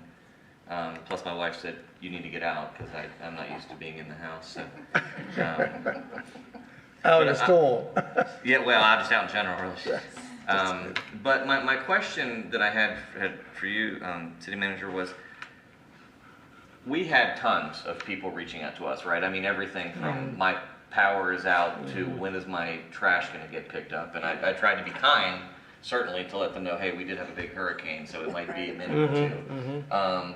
But my question was this, is that and I tried to really limit reaching out to you, but do we have And this might be a good conversation for later, is, you know, kind of deconstructing how we as a commission, when we have people reach out to us, who do we reach out to? Because as we look at our, you know, our emergency office center, and then we look at you, you know, kind of running the employees. I just want to make sure that when this happens again, because it will at some point, that we've learned a little bit from this, so that you, who was up for days at a time, and that's not a joke, that we're not burdening you, but yet still being respectful to the constituents that are reaching out to us. So maybe more of a comment that we can talk about later, but I'd like to go over that and just kind of see how we can do better.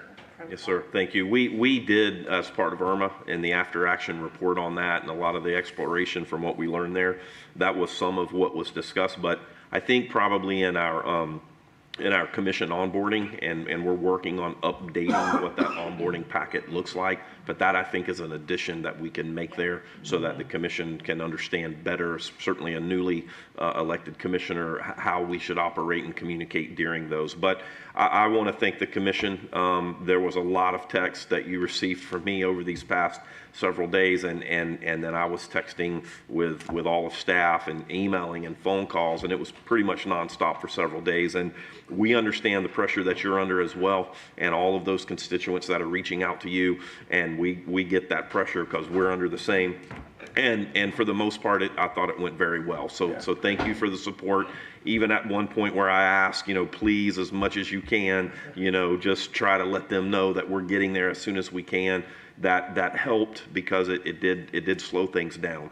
Well, I have all my siblings live here, and my mother, my sister, and my brother are still without power, and I could be sassy with them, but I just wanted to, you know, I said, listen, I got hot showers and extra beds, come on over. Yeah, I just want to be, you know, thoughtful to you. I mean, you have a lot on your plate. The last thing you need is a bunch of nipping, but not that we were doing that. I just, like I said, that was just a question and concern that I had. Thank you. We will cover that as part of the after action for this. Thank you.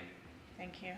Well, just to wrap up, kudos to all of Lakeland Electric, Beckham's group, are going as quickly and as safely as they can, mitigating. I know we still have to be sensitive. We still have lots of people without power, and when you're the person without power, it's very aggravating at this point, and so we're doing our very best, and we just want to keep encouraging people that it's coming back online as quickly as humanly possible, that we can make that happen. And just for, not to browbeat our Grace City leadership, but just, I've been thinking about this the last couple days as serving in the Mayor Pro Tem role, and I typically don't expound my faith. However, when I think about the parable of Jesus, you know, doing the loaves and the fishes and the loaves, and how that was a miracle, where, you know, all the fishes and loaves, and they fed the 5,000. A minister had a sermon years ago that said the miracle was not so much that Jesus produced the fishes and the loaves, it was that all the people on shore opened up their baskets. And so they gave out of their own resources. And I think in this post-hurricane time, one of the critical components that we can all do, whether we have a lot of resources or a little bit of resources personally, we can open to our neighbors. We can make sure that if they don't have power right now, that they can come into our homes, or maybe if we have an extra generator, or maybe if we have something that we can share with people to support them, that would be a great opportunity to do it. And I think one of the lessons that my neighborhood and I talked about over these last 5 days is that when we had the COVID crisis, everybody was still internal. You didn't go outside. You didn't go meet with people because we were told not to. And hurricanes, as much as we absolutely hate them, at least in the city of Lakeland, we reconnect with our neighbors. We are raking each other's yards. We are making sure kids are entertained. We are making sure that if somebody's power is out, that they're having dinner with us, or we're sharing our food on their grill, or we're opening a kitchen of somebody that had power and it's like, bring your food over here, or bring your stuff to my ice chest. And so I just want to say publicly to everybody that Lakeland is a very caring and philanthropic place, and not because of multi-million dollars given out. We are a philanthropic place because we have a heart that cares for other people, and that can be as much as giving a cookie to somebody, or just having a warm conversation with somebody to say you're not alone, that we all just went through this together. So I just want you to kind of tuck that away in your minds, that the smallest acts of kindness really go a long way, and we're very fortunate to be here, because I feel like our staff really cares about people. I feel like our Lakeland Electric team really cares about people, and so I just encourage us to keep caring about people. So, and I appreciate everybody throughout this community because it's an amazing place to be. Anything else for the good of the order? All right, we're adjourned. Okay. Put your hand up again.